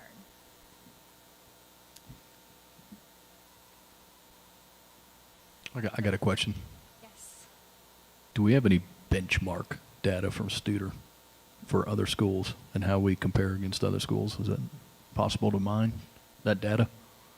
Yes, and we decided to not pursue that at least this evening. At a very broad level, our general mean score for employee feedback is slightly below. It's right around a 3.8, and the mean national data is around a 3.9. So we're just under there. For parents, remind me what our mean score was for families. Go back. There you go. 4.07 is above what the current mean is nationally. It's also right around a 3.9. Nothing locally, though. Well, there's only, I can't tell you how many schools are doing this particular survey within our state. So it's really based on a national normed approach. I suspect there's a significant caution around anonymity too. Yes, that's why there's a lot of numbers flying at you and not a lot of other. Because there's ways to disaggregate data, but all of this data is coming in confidentially and anonymously. And that's the other benefit, I think, to continuing to partner with Studer is that they essentially administer the surveys, they mine the results, and they just share it with us. So that keeps it clean from our perspective. But the other thing I'm going to remind us is this is I wouldn't even call it year one, it's really year zero. So we're just starting out. And I think this gives us an excellent initial baseline to be able to move from and continue to demonstrate how we're showing improvement over time. And I would say as long as when we're moving from this, that we have an idea of what the goal and what we want to accomplish going forward from this. Not just doing something to do something, but to make sure that it's intentional, mindful. And again, we're not resting on our laurels. I would like to see us use this information and be better for our staff and our students. So thank you for that comment, because the other aspect to this, and I think you'll see how it builds, is bringing the strategic plan with those goals back into focus and to be able to align specific targets and indicators, some of which you've seen this evening, but we can make that more explicit for you, and then we can demonstrate our action steps and strategies that are also attached to each, so that we can be very both measured in the quantitative aspect of this, but also demonstrate that there's a culture angle, particularly as we're working with our staff and thinking about how that extends to the experience across the board for students and families. So this is an opportunity to see how all of those points work in alignment and work in conjunction with each other as each of those priority pillars is representative of different aspects of the strategic plan. And again, I want to emphasize, I know I said it once, but I want to say it again. Like I have a clear understanding of my expectations as an employee at 33%, strongly agree. I don't think that makes an employee a detractor. I think that makes an employee looking for improvement. It's good feedback. I'd be curious to see how our friends from Studer would help answer that, because I appreciate the sensitivity to that. I also think it's important to recognize that when we have employees who are consistently rating items 1, 2, or 3, or consistently lower than what's possible, we need to take significant note of that and work to understand why. 100% we need to take note.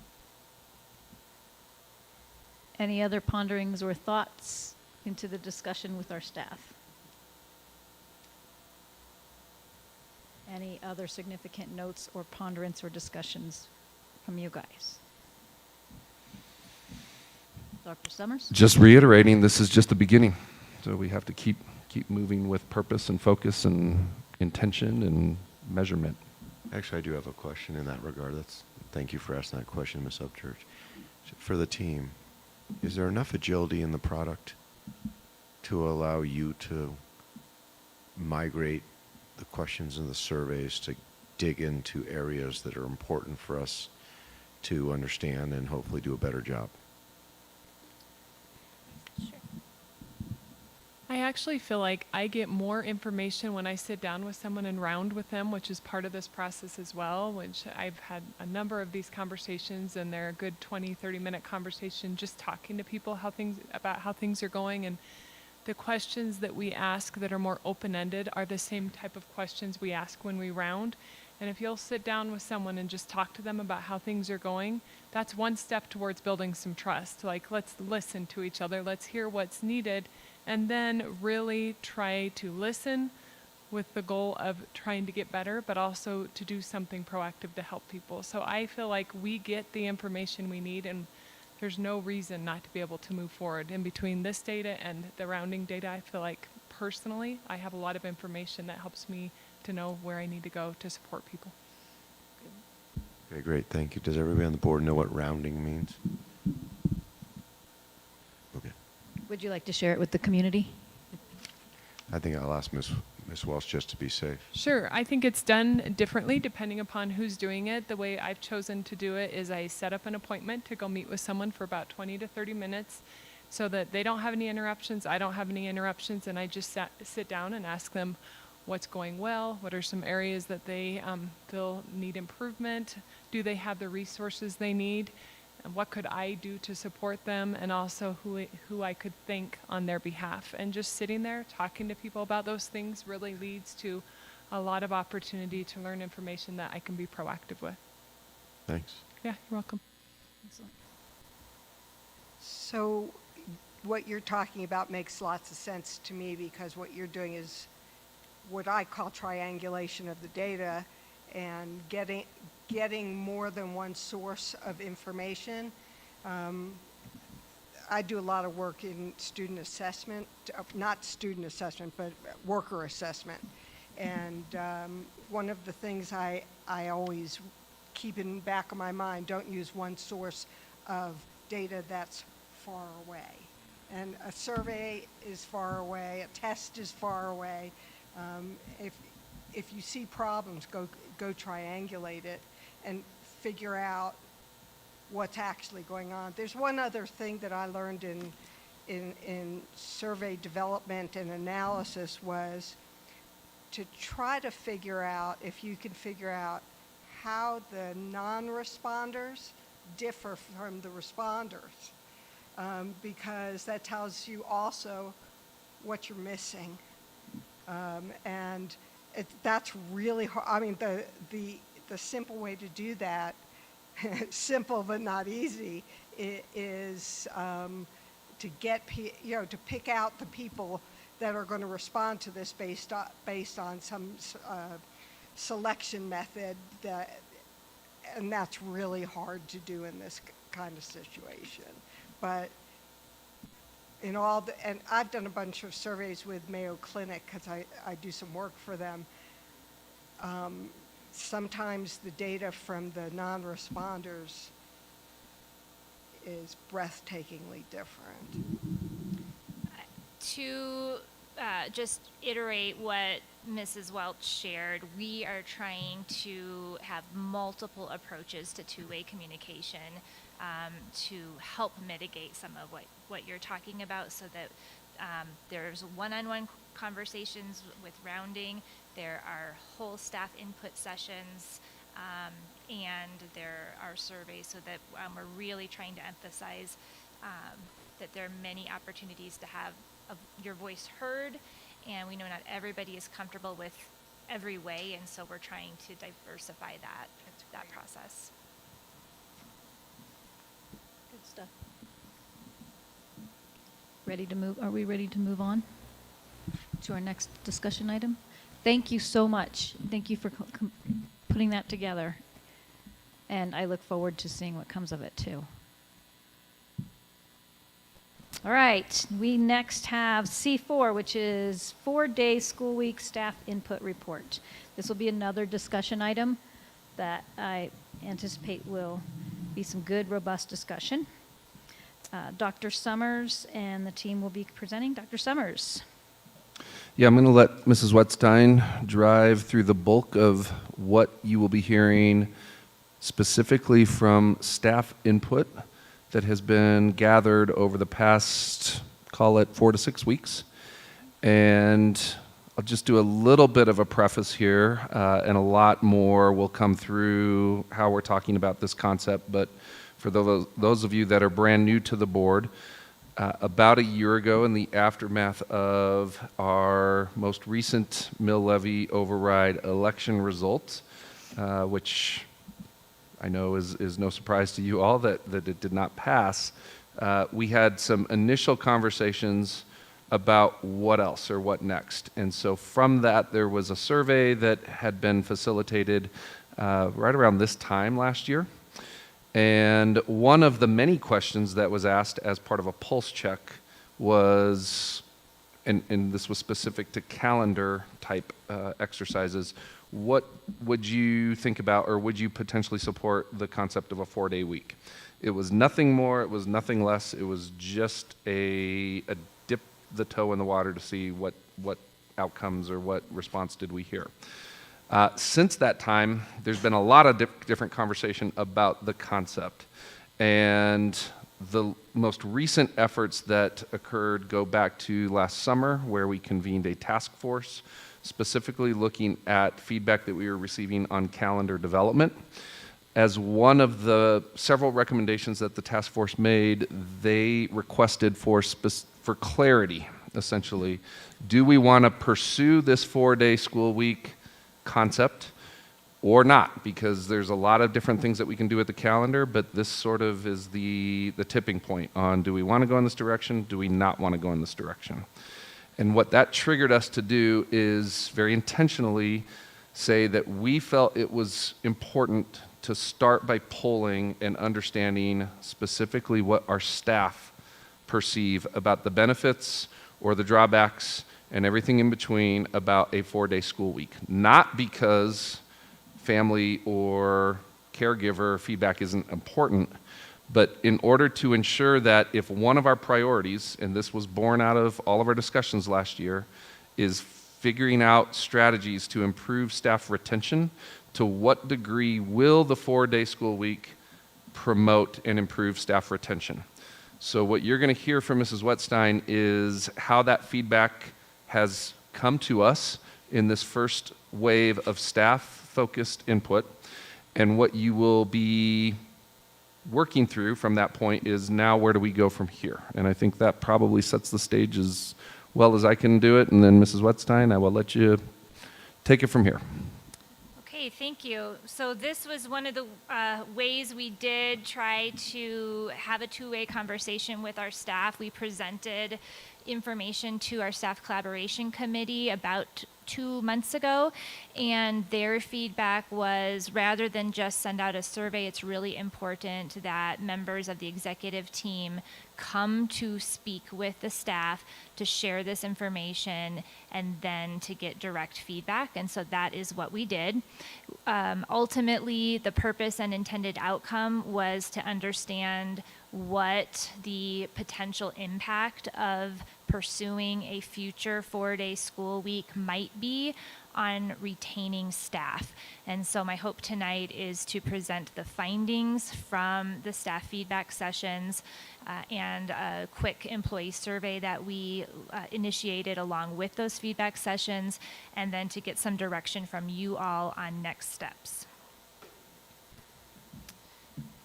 Just a quick policy reference, ICA is school year, school calendar, and instructional time, and this is the policy that governs the board's responsibility in adopting a school calendar.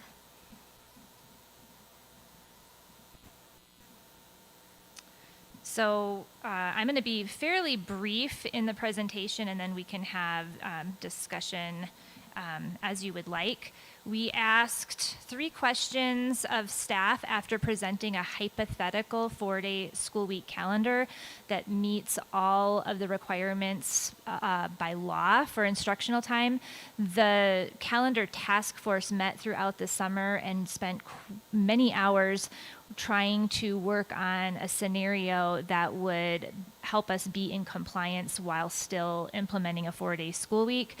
And that is the scenario that we presented to staff. And here are the items that they said may lend to positive impact if we were to continue to pursue this idea. So many staff members said this would allow time for personal doctor's appointments for themselves and their children. It may increase personal wellness and morale. There may be financial benefits for the district, although that's not why we would propose pursuing this option. The financial benefits would be minimal. There may be financial benefits for staff if they were working an additional job on that 5th day of the week. They also believed that there would be more consistency in the calendar structure. Currently, we have many already 4-day school weeks scheduled for elementary students specifically, but it may provide additional consistency in when that day off is scheduled for students. And it may be an opportunity for further community relations by partnering with entities who could provide children with additional enhancement to their learning on that day off. Some potential negative impacts that were discussed by staff are significant challenges to the schedule, specifically athletics, having elementary students being released later than they already are, and the challenge of implementing a block schedule or changing to a more traditional schedule at the high school level. Staff also recognized childcare costs for families would be challenging. Student attendance, while this idea may provide an opportunity for families to have long weekends, staff did have a concern that families may extend that 3-day weekend to a 4-day weekend more often than what would be ideal. There were also concerns about meals for students who rely on school breakfasts and lunch. And there were many comments about concern about support from parents and community members should we move in this direction, and potentially impacting future mill levy override ballot initiatives. There was also much discussion about potential loss of students and families if we were to move in this direction, which would also impact our ability to serve our students well. Other unknowns and questions that came about as themes in these feedback sessions: will it be difficult to transition back to school after long weekends for students? Students tend to do well with routine, and so that could be a challenge for teachers. There's a big unknown with how it might impact student learning. How will students with special needs get services they need if those services are condensed to a 4-day week? Again, will this decision impact a future mill levy override ballot initiative? And would this actually lead to higher teacher retention rates?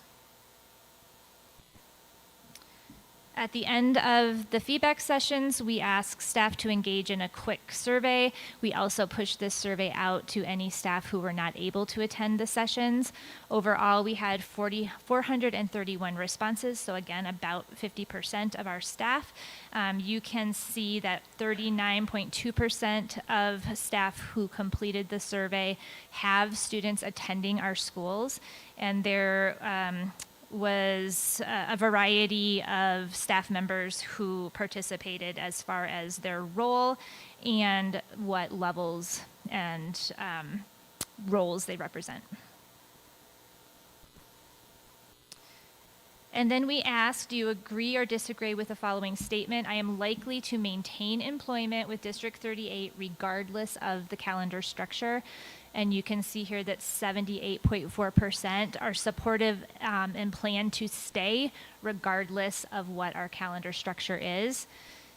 while 58.9% said they would, their decision to stay would be positively impacted if we were to pursue a 4-day school week.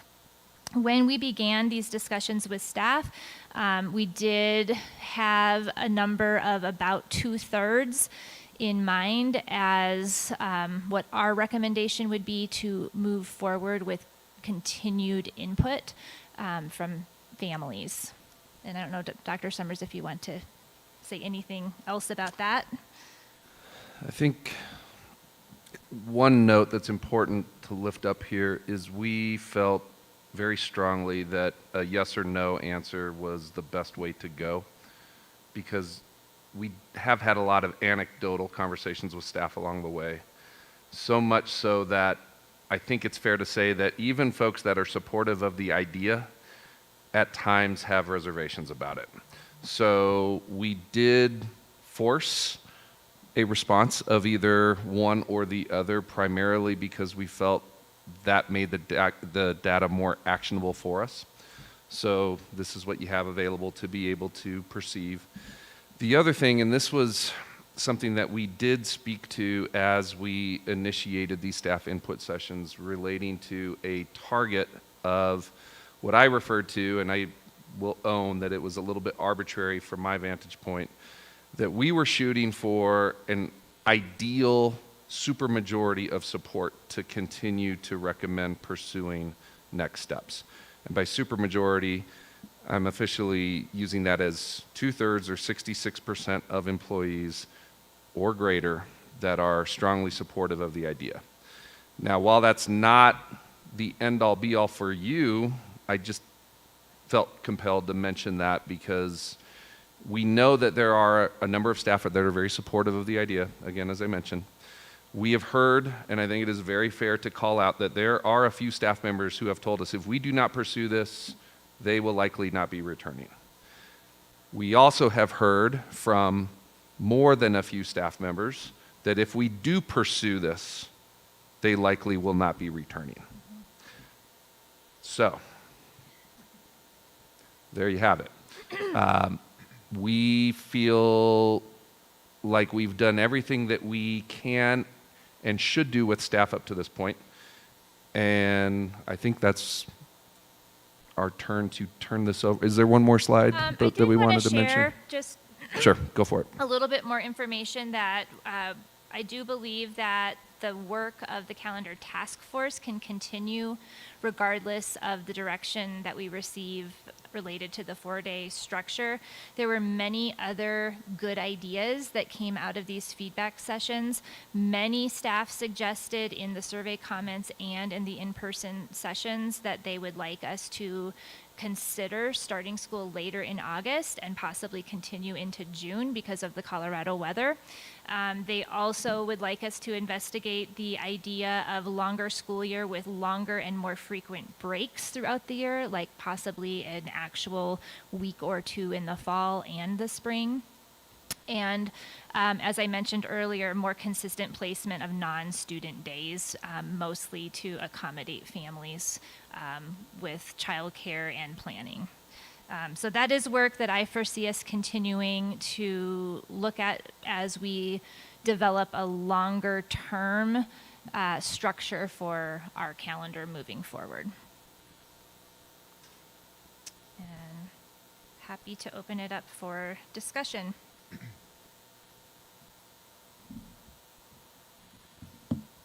Team. Oh, come on, guys.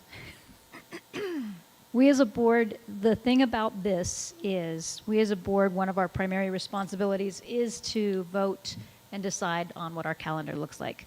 It's not our job to tell our superintendent how to do it, but give him direction on what to do. So I think that a strong conversation surrounding this is our next steps.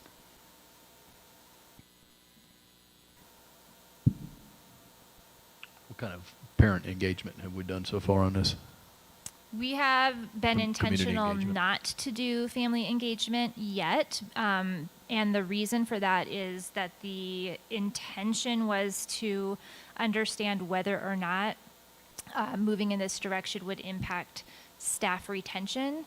And then if we felt like through the feedback that this might be a strategy that would increase staff retention, our next step would be to do community outreach to understand how something like this would impact families. I would add, and I think Ms. Upchurch just referenced this, in the aftermath of the pulse survey that was administered this time last year, we did receive quite a bit of parent feedback, both in support and in non-support. So while no, we have not conducted intentionally, again, a wide swath of parent feedback about this issue, the reason for that comes back to us being able to isolate the focus on, is this an effective staff retention exercise or not? That does not mean that we believe that that's the only thing that this calendar will do one way or another. It just means that we had to separate that out. And quite honestly, we wanted to postpone engaging family and community survey data until we felt like, yep, it's pretty clear that our staff are mostly behind this. And if so, now how do we factor in parent and family feedback? But I can tell you already what it's going to be. I mean, you already know. It's going to be split. And there will be people that support it, and there will be a lot of people that don't. And the question that we have to be able to ask ourselves is, why are we doing that if we do or do not have the intent to do this with one of the primary issues at hand, which is staff retention? So I would be the first one to say, yes, we could have done more feedback. We did have parents sitting on, and do have parent engagement on our calendar task force. While that may not be representative of the whole community, it would be fair to say that it's mixed reviews. There's people that understand why we're asking for it or explore it. There are people that don't think it's a good idea by any means, and there are absolutely families that will decide to go elsewhere if it's employed. And then we're very quickly being told, well, and there's potentially families that we would attract if it were employed. So again, I mean, I think we have a pretty good grasp of the fact that it's fair to say and describe this as a very divisive issue, which is another reason we were very intentional about not putting a mass survey out, because the last thing I want to do right now, I mean, we're coming up on choice enrollment window a few weeks from now. So if there's a notion, and when we are asked, is there a current plan to be moving toward a 4-day school week, the answer has been no. We have not put energy into the official development of this concept because everything that we've been doing is really this hypothetical exercise. And I think the question that really lives before you all is, do you want to turn the hypothetical into a please pursue this direction? Or thank you for pursuing it up to the point that you have, but we believe it's best not to continue to pursue it any further. That's really the question I think that you have in front of you. And to your question, we did do a community survey, if we recall, back last year, which is kind of what kicked this off. And the feedback, there was lots of feedback all over the map and a lot of unanswered questions and folks saying, I might answer this way if I have this information, but it may make me answer differently. So that's what made us start this deeper dive in knowing what are the pros, cons, ramifications, what are our staff thinking. Any hard numbers between the teachers that will leave, the teachers that will come, the students that will leave, and the students that will choice in? Or is that all speculation at this point? Handful, maybe a couple handfuls of teachers that would say, I'm not going to come back, and I would go, although we're not holding them to that, right? That's just, again, anecdotal. There's probably, I would venture to say, a few more handfuls of folks that may leave if we do move in this direction. To the second question, no, there's no way to know if we're going to lose or gain more students. And it would be very hard to gauge, in my mind, hypothetically. Because it's sort of like asking, well, would you like to go to Disneyland if you have a ticket to go to Disneyland, hypothetically, or something else versus, do you know what I mean? It's just hard to really know exactly what people would do unless we know we're going or not. So we make a decision either way and we deal with the fallout for staff retention. That's what it sounds like. The one layer that I would add to that, and certainly Amber could speak to this as well, I think what we have heard a lot through these sessions is that for a few, and I would stress a few, and by a few I mean, let's just say between 5 and 10, okay? There are a few people that believe we should have done this already.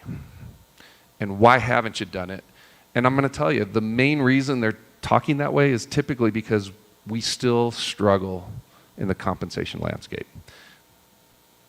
There's an element of, if you can't support me financially, then this is the next best thing. And if you can't do that, then I don't know why I'm here. And that's a real feeling. That's not droves of people. That's people that, for whatever their personal beliefs and reasons are, just feel compelled to make a decision around that. And by the way, we know we're going to have turnover every year. We know that that's just a feature of an organization. We would like to see our turnover cut in half. We'd like to get closer to about a 10% turnover rate as opposed to closer to a 20%. I also think that what we learn from these conversations is this is not the only way to get there. A 4-day week, while noble in certain respects, may not be the end-all be-all for all staff. And what you saw from that number of about 79% is, yeah, I'm probably going to be here regardless of you doing this or not. I don't think it's 20% of people that would necessarily leave immediately, but they may be looking at other opportunities as a function of increase in pay or whatever. That's just the nature of what we've been dealing with, quite honestly, for years. So, was there anything else you'd add to that? No. It's not just a calendar conversation, but for some people, I think it becomes that because it's hard to see it. It's hard to see wins or reasons why maybe to stay. And I think unique to that feeling, it's bigger than just 4 or 5 day week. There's other factors that play into that. And we have to be sensitive to that. There's no doubt about it. But I would be hard pressed to say that you would have people lining up to go out the door if you make a decision not to pursue. I just don't know any other way to say it but that. So I'd like to hear from some of our other board members too. So you said that you wanted to find out whether 2/3 of employees were strongly supportive. Yes. And so my question is, I'm not seeing 2/3 of employees strongly supportive. That's correct. Thank you. You're welcome.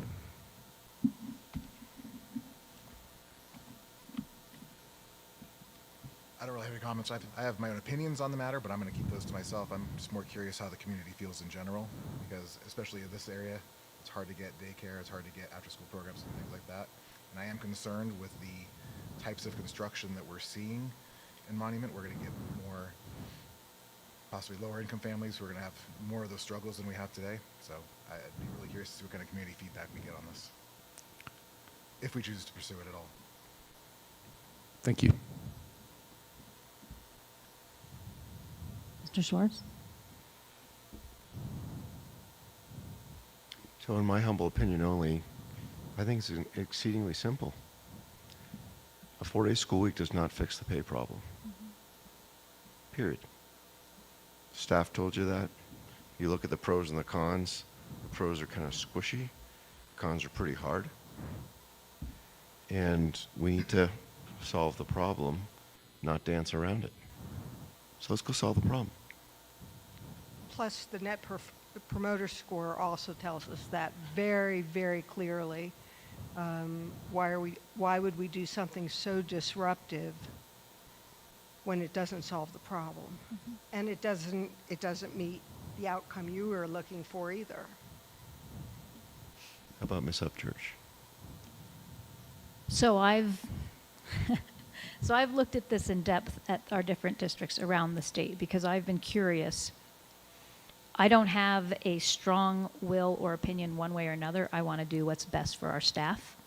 So I started asking around, and I looked at Colorado is the number one state that has the most 4-day school weeks in the nation, with 120 something of our school districts already on 4-day. So then I looked at, okay, there's a pretty little map. I should have sent it to you, but I'm gonna. See all that green and blue? Can everybody see the green and blue? Right there. We can figure out a way to get that same map That's published. how many school districts in the state. So I wanted to look at where are the districts that are metro-centered that have adjoining school districts, because I want to know if we're going to go or not go, what are the unintended consequences, which is, I think, and when I look at this and I looked at this staff feedback, I wanted to know what are some potential unintended consequences. When we look at student performance, there is no one study that says everything that gets better or everything gets worse. It is really dependent on the community and the school district. When we look at Brighton in Weld County and we look at Pueblo 60, they both went to this in 2018. Pueblo 60, I had an extensive conversation with them. The reason they went to it is their neighboring district, which surrounds them. They're like the little hole in the donut of Pueblo. The other school district, Pueblo 70, went to this in 2010. Pueblo 60 went to this hoping to bring more money in and save money, because what they found was they were bleeding, in their words, bleeding students and staff to the other districts that were on the other surrounding district is that was on a 4-day. What that tells me is, let's say we do this, and let's say District 20 bleeds students to us. First of all, where are we going to put them all? And second of all, then it's only a matter of time before competition catches up, and then they get their students and their staff back, and then we're still at the number one problem, which Mr. Swartz said, compensation. So it seems like it would be a temporary fix, but once you go to 4-day, I have not talked to a single school district that was able to go back to a 5-day, period. So it would be a permanent fix. My other thought goes to, we have a number one priority now at the moment, which, as Mr. Schwartz said, we are going to want to make sure that we keep our foot on the gas pedal as our leadership is changing over. And so I think that we need to make sure that we're focusing on that as well. And when I looked at that staff survey of, we have staff that we need some improvements on our staff morale and satisfaction, I'm not convinced this would do it when I see that number of 58-41. Because the other school districts, when they went to this, they had super majorities, like 80% in support. And their community was more in like 76% support. So I do have concerns about unintended consequences, but at the end of the day, it's not about me. It's about our staff and doing what's right by our staff. That's my thoughts. So how would you like to direct us? Something we vote on? No, we don't need to necessarily vote on it. What we do need to do is we need to be the leaders in the room that give Casey and their staff direction on next steps.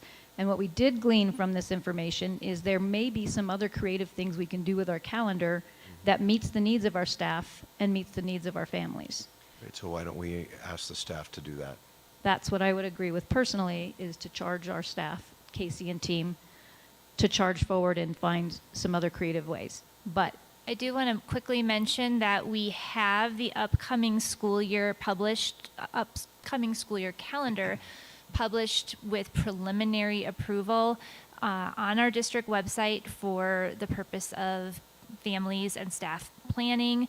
I would like to bring that calendar forward to you all next month for final approval, with the intention of reconvening the calendar task force to begin to discuss a longer term approach, including some of these ideas that came out during the feedback sessions. But I would like to hear from all the board on this, on do you feel like we should move forward with this, or our staff needs direction? To me, the benefit feels very neutral at this point. There's not enough support for or against it that I don't think we're going to lose too many people one way or the other. I think it's going to be about an equal benefit. Is it fair to put it in a category of pursue other avenues or continue to pursue what we've presented to you through this 4-day model? So what I just heard Mr. Brown speak to is pursuing other avenues. I would agree. I would say let's focus on the real problem. Yes. Okay. Mr. Norris, you're nodding in affirmative. All right, do you think you have enough information to charge forward? Yes, if I can build off of what Ms. Wetstein just talked about, just to make us even more clear and actionable. At our next, I would call it our regularly scheduled January board meeting, we do need your official approval on the preliminary 24-25 school year calendar as it's currently designed, recognizing that we will not put a 25-26 calendar in front of you quite yet, because that's more work to pursue that gets to those other calendar-focused items, which also involves reconvening and engaging with the calendar task force, which we can pursue following or at some point early in the new year, and continuing to keep you updated on that. And then the last piece, and I think it gets to your point, Mr. Schwartz, is we still have a big elephant in the room, and we're still working on how we take bites out of that. And let's remember, the only reason we're having this discussion is the elephant is here, right? I think that's a great point. Okay. And let's also remember that the sum total of the increase the staff has earned in the last 4 years is in excess of 20%. And we're still 7 or 8% behind our peers who we are performing better than. And that's the elephant. So let's go fix that. And I know it's not easy, right? But that's what we should be spending our time on. Well, and aside from just compensation, we've also reviewed the NPS scores and have seen there's definitely some areas for improvement there as well. Correct. We've actually, in previous iterations, related to value in our people and speaking to 3 C's: culture, calendar, and compensation. And all of that translates to having an outstanding staff with the capacity to have impact on behalf of all of our students. So we know that there is still work to be done in those, and I think we can continue to make some revisions to calendar in relationship to some of the items that we've received feedback on. But one of the things we will need to be very clear on with our staff is, following this discussion and presentation this evening, they need to know it's no longer something that we're pursuing at this time, the 4-day concept. So that will also be something that we just have to share with them. Can we also tell them that we hear them and are really concerned and are working on it? And I think we can summarize a lot of what you just spoke to and what Mr. Schwartz just summarized, as well as data from the surveys that we just spoke to a little bit earlier. And I'm looking over at our wonderful communication director, who I think can summarize all that pretty succinctly, and then I can get a note out to the staff definitely, if not by tomorrow, by middle of the week, so they know all that information before they head into the holidays. Because personally, when I looked at both of these surveys, what I saw was I was hoping for a very definitive statement, and we just don't have it.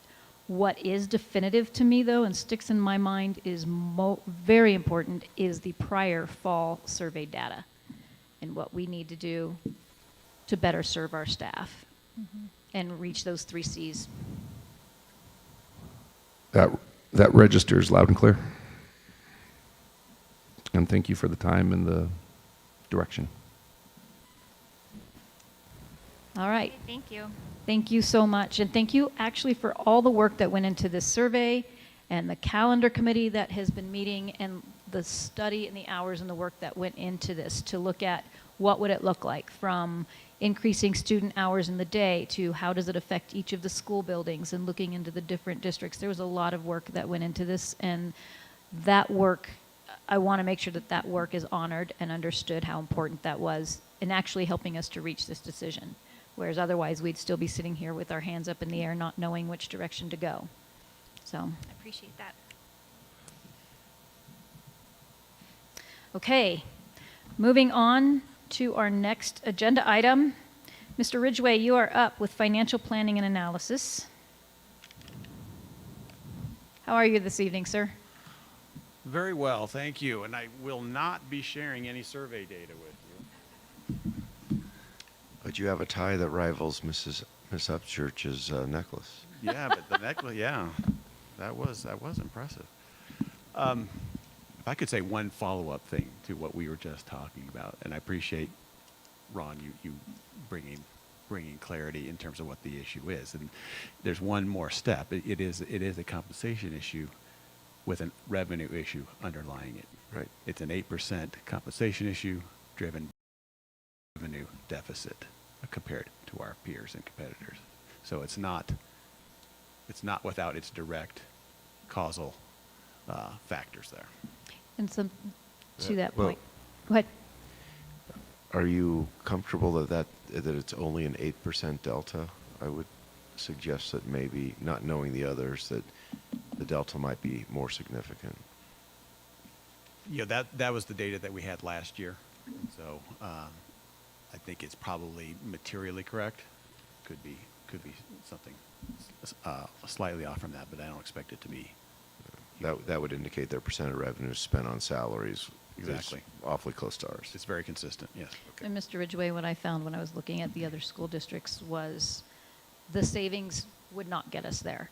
In fact, it might actually hurt our hourly employees if we went to the 4-day, as far as the time, maybe or maybe not, but as far as the time they would spend not being here on a day, that would have been another. Anyway, it just didn't save enough to make up that compensation is my point. Okay, thank you. So I'm going to show you, we're going to spend some time talking about, for newer board members, one of the things that we do in the December board meeting as a taxing jurisdiction is it is the responsibility of the Board of Education to certify a mill levy to the county assessor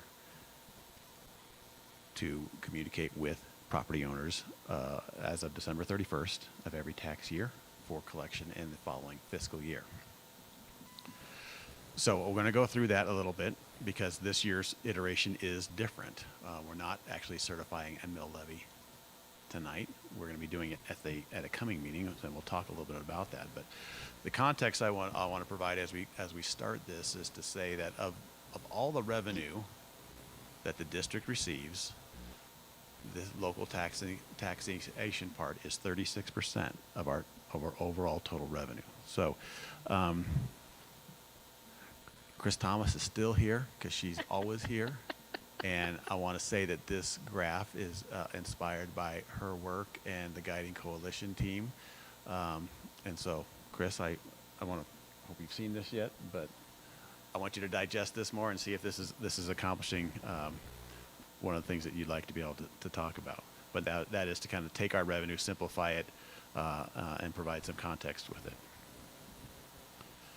So, given that, so let's talk about mill levy, setting the mill levy again as a primary responsibility every December for each school district in the state. And so, on this chart here, we'll walk through some of where I believe it's going. Still making a projection here instead of actual rates again because our process this year got disrupted by the fact that Proposition HH was on the ballot, and then it was going to cause one path or another, and either it was going to pass, and that was going to cause a change in how assessed value was determined, or it was going to not pass, and the governor was going to call a special session of the state legislature, which is what happened, and they were going to make a change to the assessment rate legislatively. And so that's what they did. And what that does is create kind of a revised work product necessity on the part of all county assessors to determine how does these new rules that they passed in the special session, how is that going to affect each property owner's assessed value? How does that then aggregate into the total property value that is assessable by an entity like us? And therefore then we can then react to it in terms of the math that is necessary to determine the mill levy rates that are necessary according to that assessed value. So what I'll if we want starting at the end, if you will, and then we'll go back into some detail. What I'm projecting right now is that last year we certified a total mill levy rate of 40.5 mills. And a mill rate is like a percentage. It's the number that's applied to the value that determines the tax that is due. Okay. Last year's mill rate for all types of mills was 40.5, and I'm projecting this year's rate to go down to 37.5. Now there's a lot behind that, and so the first layer I think I want to bring in is this chart here, and to say that single mill rate of 37.5 mills, last year's 40.5, is actually composed of 4 pieces. Every school district in the state has the first 2 pieces because they're statutorily required, which is the School Finance Act mill and the abatement mill. Abatement is something where taxes that were not collected in the prior year because changes were made in the calculation due to a protest of value or things like that. That uncollected portion gets brought into the following tax year. It's a very small piece. It's even somewhat immaterial, but just enough to be noticeable if you completely leave it out. So this chart, which my bottom bars of the stack bar chart on the screen here don't show because the coloring is too light. So it has the School Finance Act mills with the abatement mills on top, and then the mill levy override mills, and then the bond redemption mills are the 4th component. So those last 2 components are what I like to call local discretionary, because those are only able to be assessed if the voters of the jurisdiction have given the authority to do that. And so what we have with mill levy override and with the bond levy are 2 items that are basically fixed dollar collections. The mill levy override very specifically being a $4 million fixed dollar collection. And the bond levy isn't as literally a fixed dollar, but it's really driven by what is the payment schedule, what is the maturity schedule of the bonds. And so it really is previously defined. And so the levy is just set according to that. Brett, can I stop you for one moment while you're going through the mill levy override? Is that that little red line? It's this middle one. The little red line is the abatement. Okay. I understand. Okay. So, and so the blue bars here are the bond levy. And so what that is indicating, I'm projecting a decrease of that from 9.4 down to 7 even, and the mill levy override going from 5.7 mils down to 4.1 mils. So those 2 items going down, and again, that would be a direct response to the fact that assessed value is going up. And then again, it will result in basically the same collection of dollars last year, or from this year into next year. The thing that is increasing in terms of the mill rate is the School Finance Act mill, and this goes back to some legislation that was passed back in 2020, which was determined that several school districts across the state had their mill rate incorrectly suppressed by the Colorado Department of Education. And so there was statutory change that was followed by a quick court review to make sure that the proposed direction was constitutional and such. And what that's resulting for us is that the School Finance Act mill will be increasing by 1 mil per year. And so it started here in 2021, where it went from 23.164 up to 24.164, 25.164, and 26.164 here in 2023. And it will cap out next year at 27 mils even. And that's what most all districts in the state then will have a consistent mill rate of 27.0 mils. Not literally everyone, but vast majority will be at 27 mils. And again, that's consistent with that statutory change and that was supported by the court review back in 2020. So, even though our total rate, if you recall on that first page, I was predicting to go down from 40.5 to 37.5, that's with a 1 mil increase on the program mill. So that means the other mills are really going down by 4 combined. Make sense? So, some numbers that I want to show behind it then as well. And so these are the numbers behind the graph. And again, we have the four types of. Sir. Can we go back one, please? Go back one. So a lot of our constituents look at this and ask a very simple question. Does the 2023, I don't know if the term is assessment, but the mill amount mean that each property owner pays less per 100,000 in taxes in 24 than they did in 23? On a per 100,000 perspective, yes. Right. It just happens to be that the valuation has gone up by a significant amount and therefore the bill's up. Correct. But this is actually a tax lowering mechanism at this juncture. It is. So that's a misnomer that most of our customers are going to come to us and ask us about. Right? Well, and the Our other thing tax rate just went down. The numerator that we're taxing against went way up. Thank you.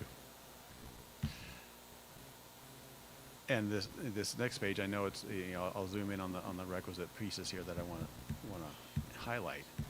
But this will kind of emphasize that point again by looking at the 4 types of levy that are assessed. And so we show here these numbers that I just referenced on the graph previously. What this also then shows is the dollars that would be collected as a result. And these numbers that are highlighted here in pink for 2022 and 2023, the top one is the mill levy override. So $3.3,999,000 would be the estimated collection last year. $3,999,000 would be the collection for this year. And that is to be consistent with the cap of $4 million. And that's why when you see the aggregate assessed value, which is this number right here, went from $701 million, I'm projecting it to go to $956 million. Again, that's the aggregate of all the assessed value in the district. So that's a 36% increase year to year in assessed value. And that's what we've all been talking about. That's what we've been seeing and experiencing when we open our mail. But because that number goes up so much, and because these collections stay relatively flat in terms of the local discretionary, that's why those rates go down.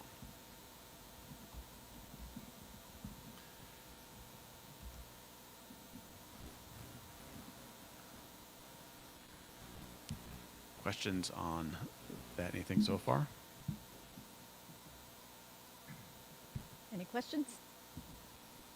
We're all following. The final graph on this really is the same pieces, but I also add a line on this, a line and a secondary axis, which just tracks the history of the mill rate against the aggregate assessed value of of the district. And so what we're seeing here is with, in these recent years, especially with consistent collections but escalating values, that means that the rates are going down. I was worried about that bar being too light colored when we're showing it on this screen, but that's a bummer. What's the significance of the 50,000 bar? It's actually, that bar is set at 50 mils. It's at the line of 50 mils. And with the work that I've done over the years at the state level, looking at total local share as a portion of the School Finance Act, and also looking at local discretionary support across the state in various school districts, 50 mils is what would be the appropriate average target, all other things being equal, as for a tax rate. Admittedly, that's my number, but it's based on that work that I've done over these When you say appropriate, do you mean best practice or most apt to? What gets you to that point? It gets me to that point is looking at the overall funding level of Colorado relative to other states in the country, and the fact that there's a connection that can't be ignored. That when we are somewhere around 45th, 46th in the nation in spending on education, and we're somewhere around 42 or 43 in the nation in property taxes. Property taxes have historically been the main driver of funding education, and so the ranking that we have on the spending, which relates to the ranking that we have in revenue, is that strong connection. And so so when I say appropriate, it is my own definition of appropriate.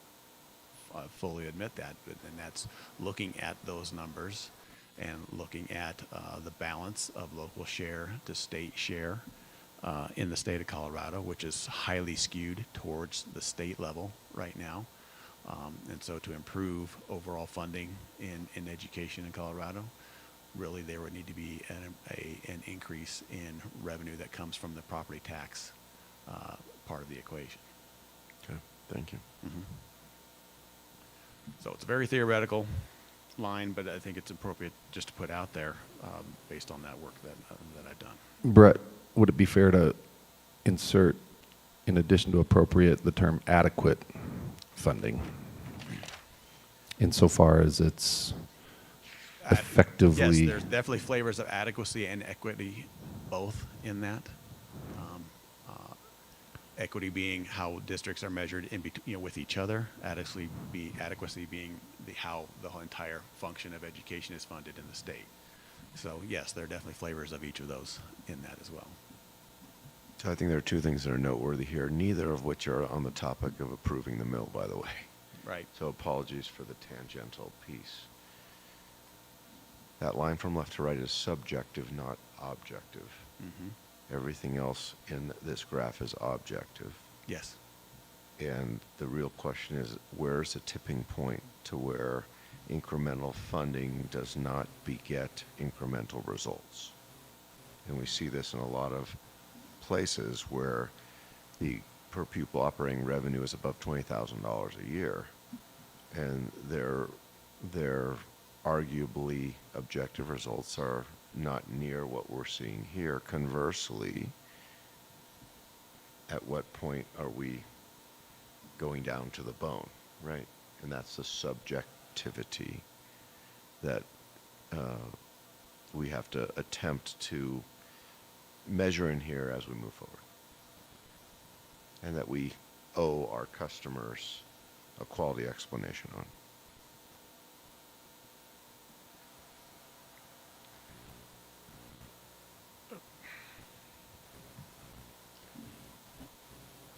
One thing that I did not highlight, that I think it'd be remiss not to, when we go back to the sheet of the numbers, is that while the local discretionary pieces are going to be consistent year to year, it is the School Finance Act levy where all of the increase is being recognized this year. And the School Finance Act levy is not state revenue, but it's the portion of local revenue that counts in the School Finance Act. And when that amount increases, that means that the state share is allowed to decrease.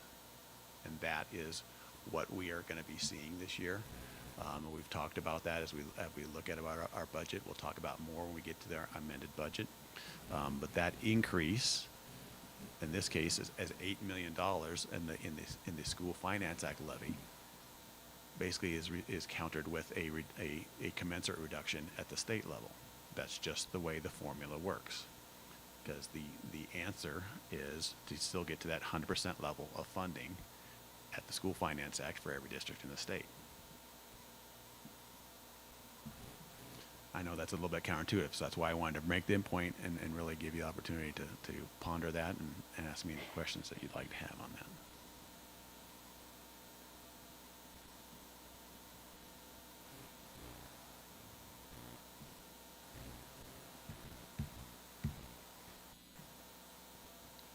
Any questions? Okay. Because I have a thought on some of these slides, some slides further down. Slides further down? Yep. Which one? This one? Nope. The next one. Okay, the only thing I want to say about this one, and I highlighted it. Yep. You know, when they went into special session, I really thought they were going to do something significant with the assessed value. And what they did was reduce the rate from 6.765 to 6.7 even. It was kind of a tweak. Wasn't it? You can't even call it an adjustment. How many 1,000ths is that? 65. Not very many. Not very many. So I was a little bit underwhelmed by what they did at that level. This happens just to be a summary that we received from Colorado Association of School Executives on that. But it was followed up by, of course, this letter that came from the governor. And this letter from the governor was making an ask of local jurisdictions to do what the state did not do, basically, and that is to make additional reductions in property tax assessments. Because state revenue ended up getting pretty well protected. And so this statement here that says we worked to provide as much relief from the state as we could get done, I'm skeptical of that statement. And what they would rather do is take it out of the local jurisdictions and make sure that the state revenue is protected. Another argument that I think that I make with this is as we saw, these rates were already going to go down. Right.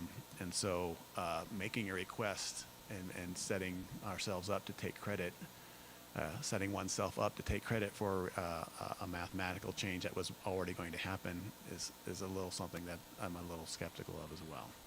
That's probably as much as I should say. I'll let Ms. Upchurch say the rest, or one of you. You actually already said it. Okay. What I was going to refer to is from all we've seen on those graphs, and then we will be certifying our mills next month, and our mills are already decreasing because just the mechanism of of the growth and everything else that you've gone over. And so, and statutorily, we have to get our mills up to 27. There's no room to budge, and so I found this a little insulting as a local entity where we are working as hard as we can with as little as we have, and we are already going to be reducing those mills.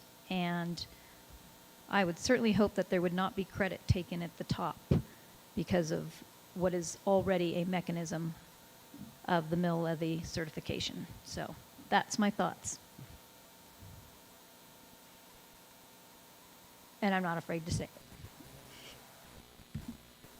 And I'm not the only one in the state of Colorado in school boards that was definitely a discussion at the past CASB retreat.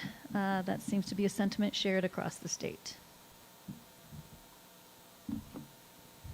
Mr. Schwartz, you're always very good with sharing your thoughts on such subjects. Well, I just worry about what our constituents and we have to pay, right? Because nothing happens until somebody writes a check. And then all of a sudden this dollar moves from citizen to the government to the students, correct? But it's probably a discussion for another time because we're here to certify the mills, right? Not tonight. We will not be certifying them It's until... just the discussion? Yes, this is just discussion. So a couple days ago, our county commissioners in this particular county voted to reduce property taxes by maybe as much as 20%. I haven't read about it deeply moving into next year. And that's part of this response where the responsibility and the accountability was moved from the centralized area of our government to our distributed or local areas. But ultimately, the question is, how much do the property owners in the school district have to pay for property taxes? And what do we end up with so we can operate the district? And is it the right amount? I think that's where Mr. Ridgway was really getting to with his 50 mil line, right? Yeah, the 50 mil line is really for a very theoretical conversation about, you know, what would really change the equation of education that we are dealing with. Yeah. So, right. Go ahead. But at the end of the day, our tax rate went down, our values went up. It went up a whole lot more than our tax rate went down, so our bills are bigger. And there's going to be a little bit of a reduction in that coming forward based on what the county commissioners levied. But there's a bigger piece here. Right? And the bigger piece is, why are these taxes tied to property values when they fund things that are regular businesses whose costs fluctuate with the cost of doing business versus the value of a home or a commercial building in your zip code?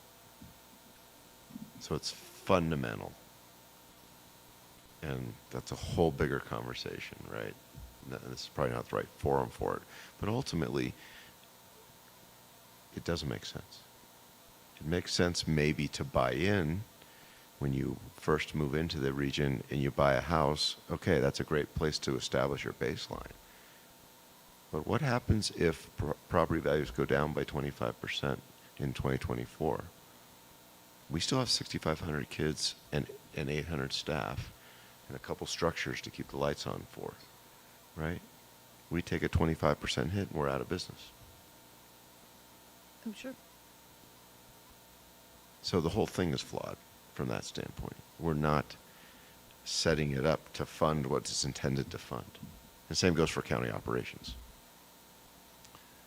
At least with county operations, they have a sales tax revenue stream. Right. And that's the reason why they are able to take a reduction, propose a reduction like they are, is because they have other revenue streams that are variable that can make up for the difference. Same on the state level. They have, of course, income taxes and things like that. At the school district, we don't have that type of variable tax stream. And so that's why our hands are really pretty well tied. Yep. My thought is, my response to this letter was, go back and work it out in your priorities at the state level. The good news is, for what it's worth, apparently they still are going to hold true. The forecast is that they are still planning on eliminating the budget stabilization factors. So for what that's worth. And the other news is Tracy Rainey did a presentation on Colorado finance, and the task force has still been working on some different ways that make more sense across the state on the actual school finance formula. Doesn't mean it'll become law, because it'll be introduced as a proposal and it can easily be rejected, but they are coming up with thoughts and ideas. One of the things that is in the Finance Act is COLA, cost of living. Well, and so I had a concern about that because of where we are in our school district versus other districts around the state. But the way they've come up with the formula, it doesn't look like we would be penalized. They would look at it more on a level of how much does the average teacher make in your school district versus other industries in your school district versus your surrounding areas. And so that's one of the things they've been talking about. Again, there's lots to talk about. That's not set in stone. It's discussion for another day. But on this letter, my thought personally was, yeah, I want to reduce taxes. But the state has a responsibility here to do better by our kids. So. And our constituents. And absolutely, and our constituents, our customers, said. So.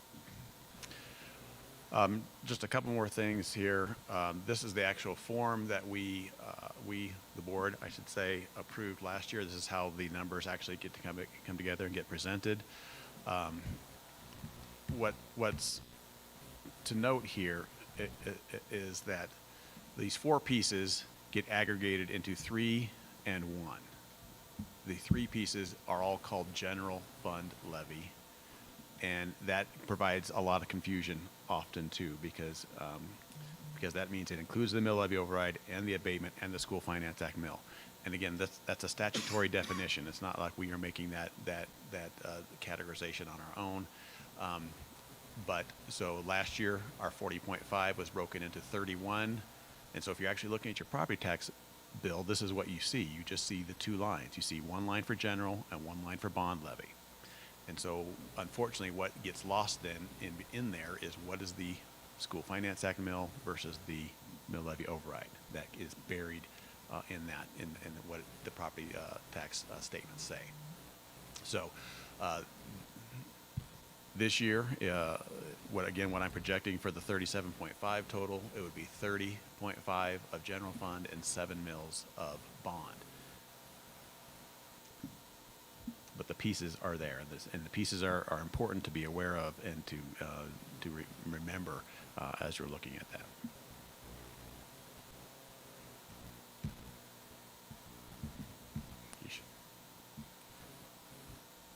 So that's a pretty good background education on mill levy certification and what we'll be doing then on the January 9th meeting, that work session. We needed to make a quick special meeting out of that because the mill levy certification, instead of being due by December 15th, like it normally is every year, it's going to be due by January 11th because of the delayed timeline, and so that's why I'll be asking for that vote of certification on January 9th. Brett, can I ask a question on that? So the timeline has been pushed back, but when I look at this, it wouldn't, whether it was pushed back or not, it really wouldn't have changed that much.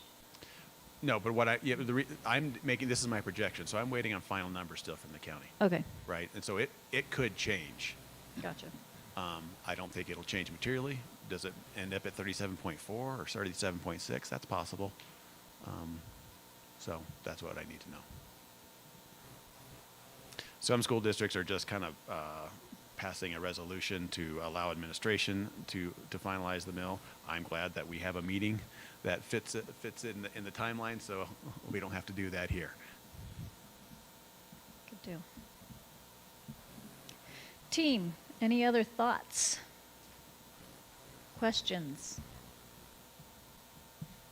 Nope. Okay. Well, Actually, then. can we just do a quick update on where we're at with audit, just so we're all... Yes, please. So the audit communicated with the auditors today, and they are still working on the providing the draft report. Said they would get it to me by the end of the week. So, the deadline is to have that completed by December 31st. So I believe that statutory deadline will still be hit. I wish we would have had it in place to be able to present to you tonight or even last month, but they just haven't been able to turn it around just yet. So ball's in their court. Thank you for that. Can we also get the district enrollment moved up into the public content?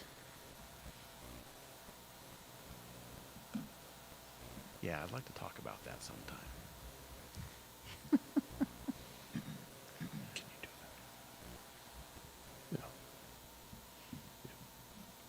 Anything else for the good of the order of this item?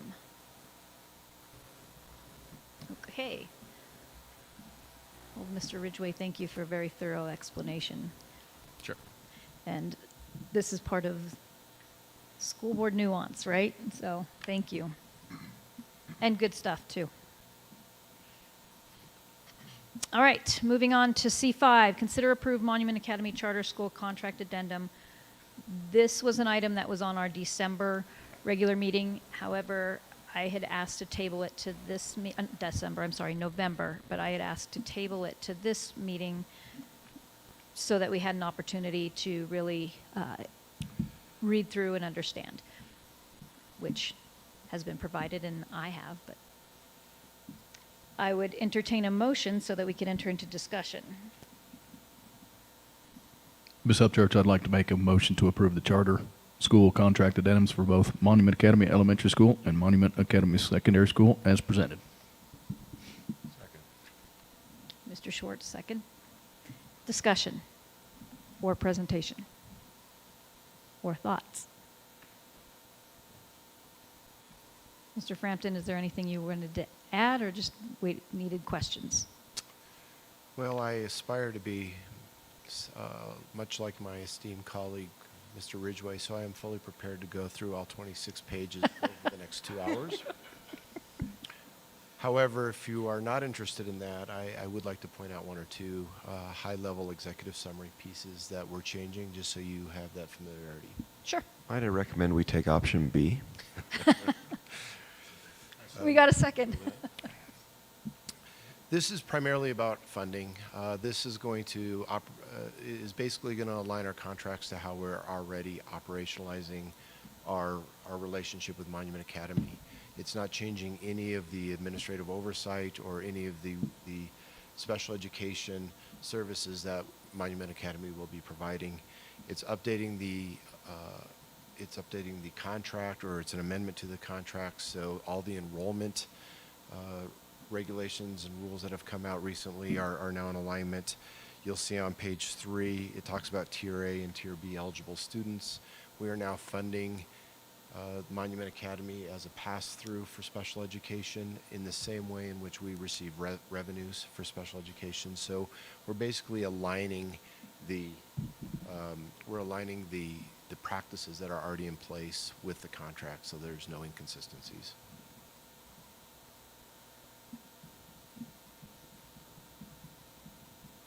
And their board voted on this already for approval. I believe so. I've been working very closely with Kim McClellan, who's their executive director, and we've developed this amendment together in collaboration with our attorney and their attorney as well. So I feel pretty confident that it's been vetted and approved on both sides. Any other discussion? No?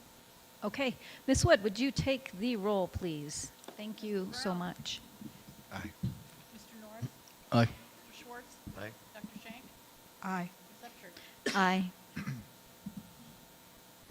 And thank you, Mr. Frampton, for working closely and collaborating with Monument Academy's team and coming up with an addendum that takes care of kids. Okay, we are now moving on to item C6. Ms. Welch, would you like to come back up? This is a first reading. It does not require a vote.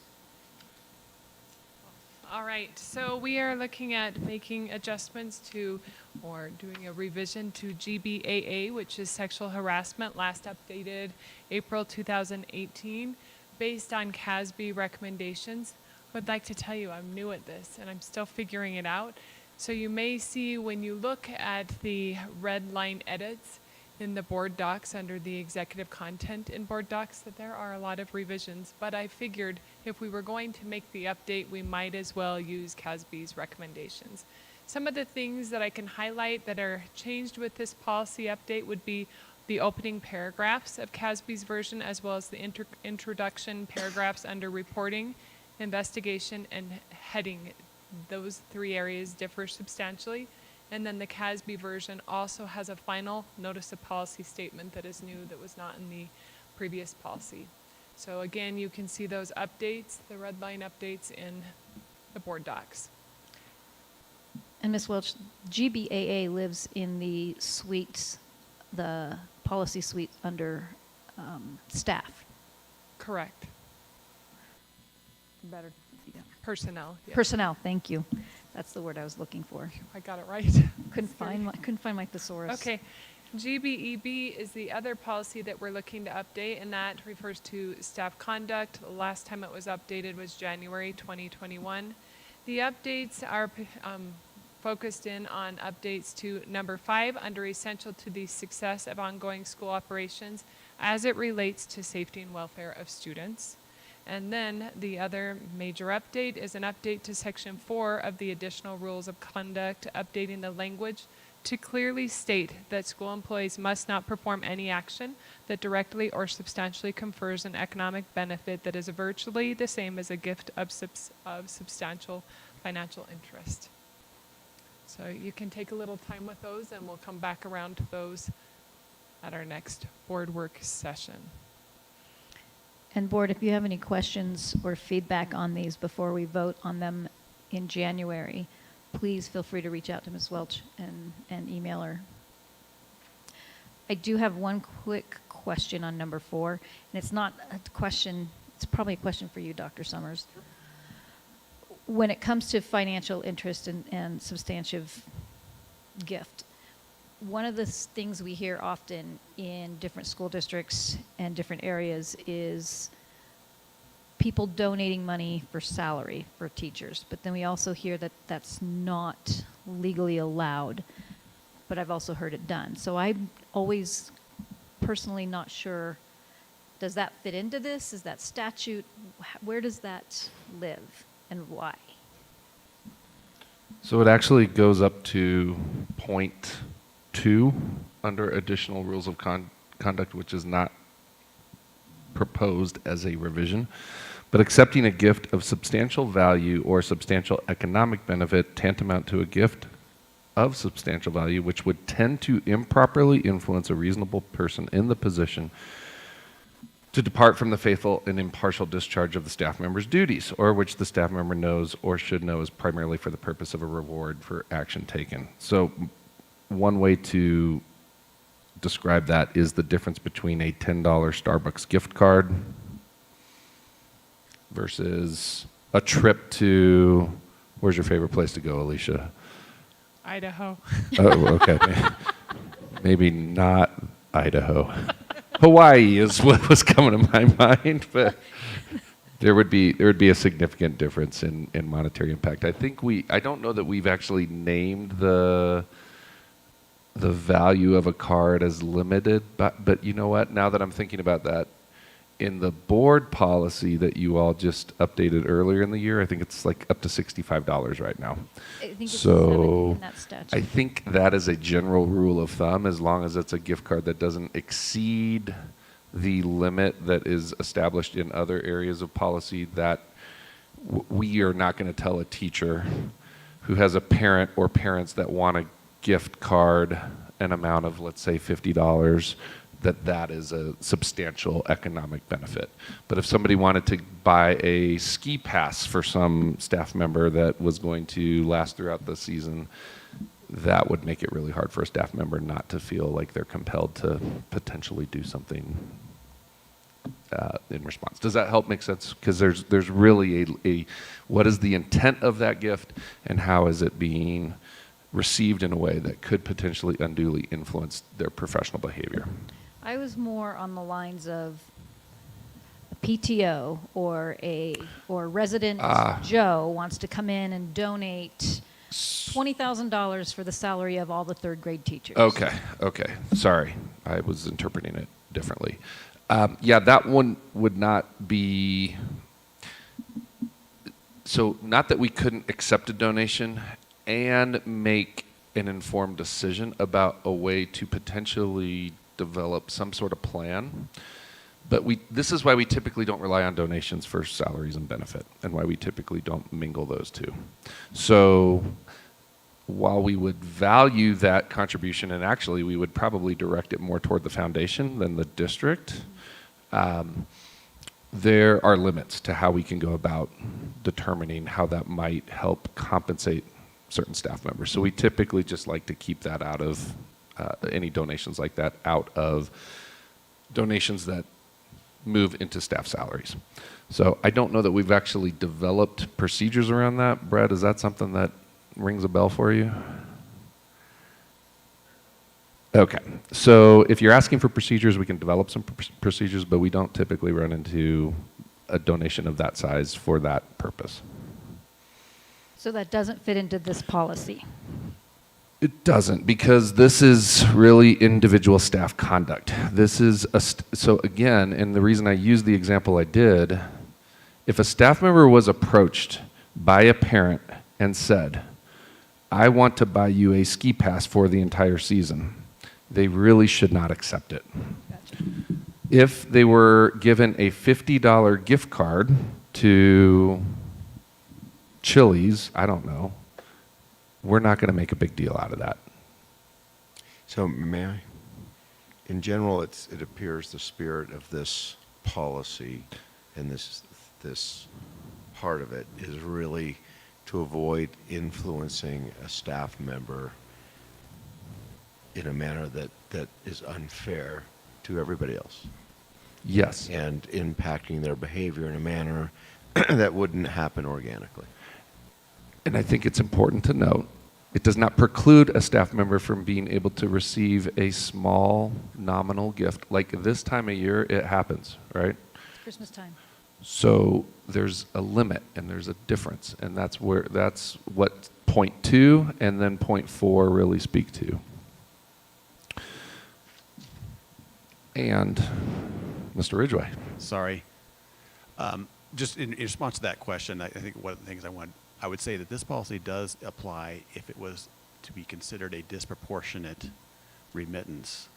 You know, like in your example, if it was to all third grade teachers at a particular school, that's not a comprehensive payroll policy. That would become a specific payment, and where this policy I think would apply and say, hey, why don't we accept a donation to improve compensation for a specific group? Well, that would not be a fully proportionate, across the remittance of payroll compensation. And so another reason why it's better for the foundation to become involved so that they receive money and they're able to help assist making sure that the distribution of that would be appropriately balanced or equal opportunity, if it's a mini grant or things like that. All that to say, there's probably, and given the last conversation we just had with our D38 Foundation, where there were some applications for staff to perform duties outside of the workday and receive essentially tutoring fees, we decided we needed to pursue some additional guidelines. We did not approve those at this point in time, and the reason for that is much of what we're talking about. So it's important, I think, to standardize that approach and be mindful that there are people that may want to donate, but we have to establish some parameters around how that could effectively be allocated in an equitable manner. Okay. I didn't mean to open a can of worms, so I apologize for the. I actually don't think it's helpful. When you think about any policy, right, it's all about how it's implemented.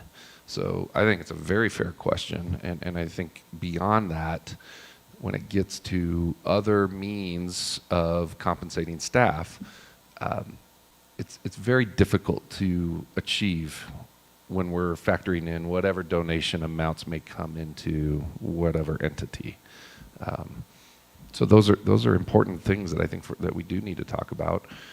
And we get a lot of questions sometimes because there are individuals that I do think envision that being something that they'd like to be able to help with. And so to the extent that we can formulate some of those do's, don'ts, or guidelines, I think will be helpful not only for the individuals who want to donate as well as our staff who may be on the receiving end.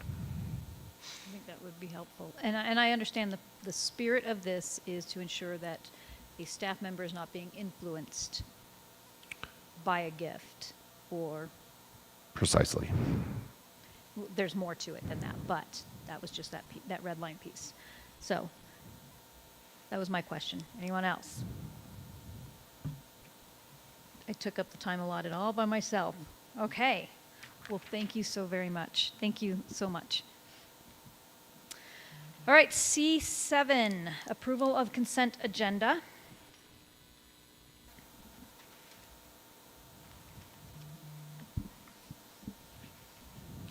Ms. Upchurch, I'd like to make a motion. Yes, to- sir. To approve the consent agenda as presented.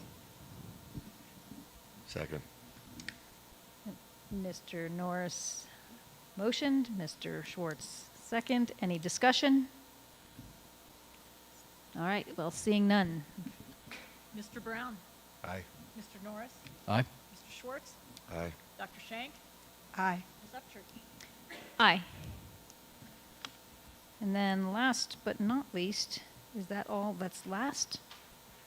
Oh, future meetings. Is there anything that the board would like to see at our upcoming future meeting?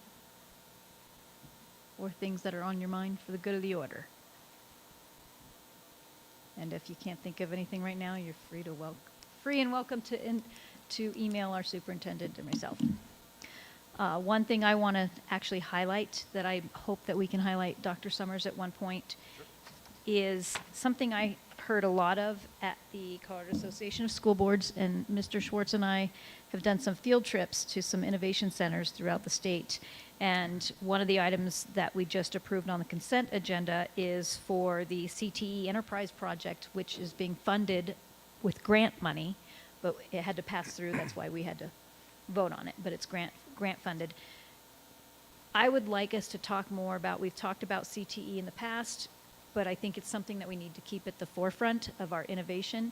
And in D38, what we need to remember as board members and as a team is our students here in our school district excel, and we have amazing students. At the same time, if we want our students to be competitive in the future, we have to recognize that being college bound is not the only way to succeed in the future. And there are some amazing programs out there where students are getting pre-med certifications or pilot's license. And we've got some of those here in our school district. They're just not as highlighted.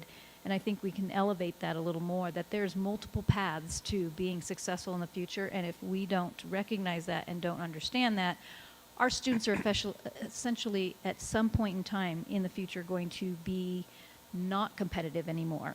So it's just something that I think is, I celebrate it personally. I think we've done some great work from all the different opportunities we have for our students, and I would like to make sure that we keep that at the forefront, that it doesn't always have to be an AP track to get into the college you want to go to. And there's some really neat innovation out there on students. I'm going to take architect, for example. You may have a student that just doesn't like math, but you put them in that architect program and suddenly they're excelling and blossoming in math. So you just got to find their interests too. And there's so many talented students in our district that are not defined by an ACT or an SAT test. So that's all I want to say about that. I think we might want to take a more direct and thoughtful approach on what we're going to do with Grace Best. We have some actionable information for you all to consider going into the new year. Great. We look forward to taking an action. Noted, right? Indeed. Noted. Any other for the good of the order? All right, well then, guess what? You We're made it. adjourned.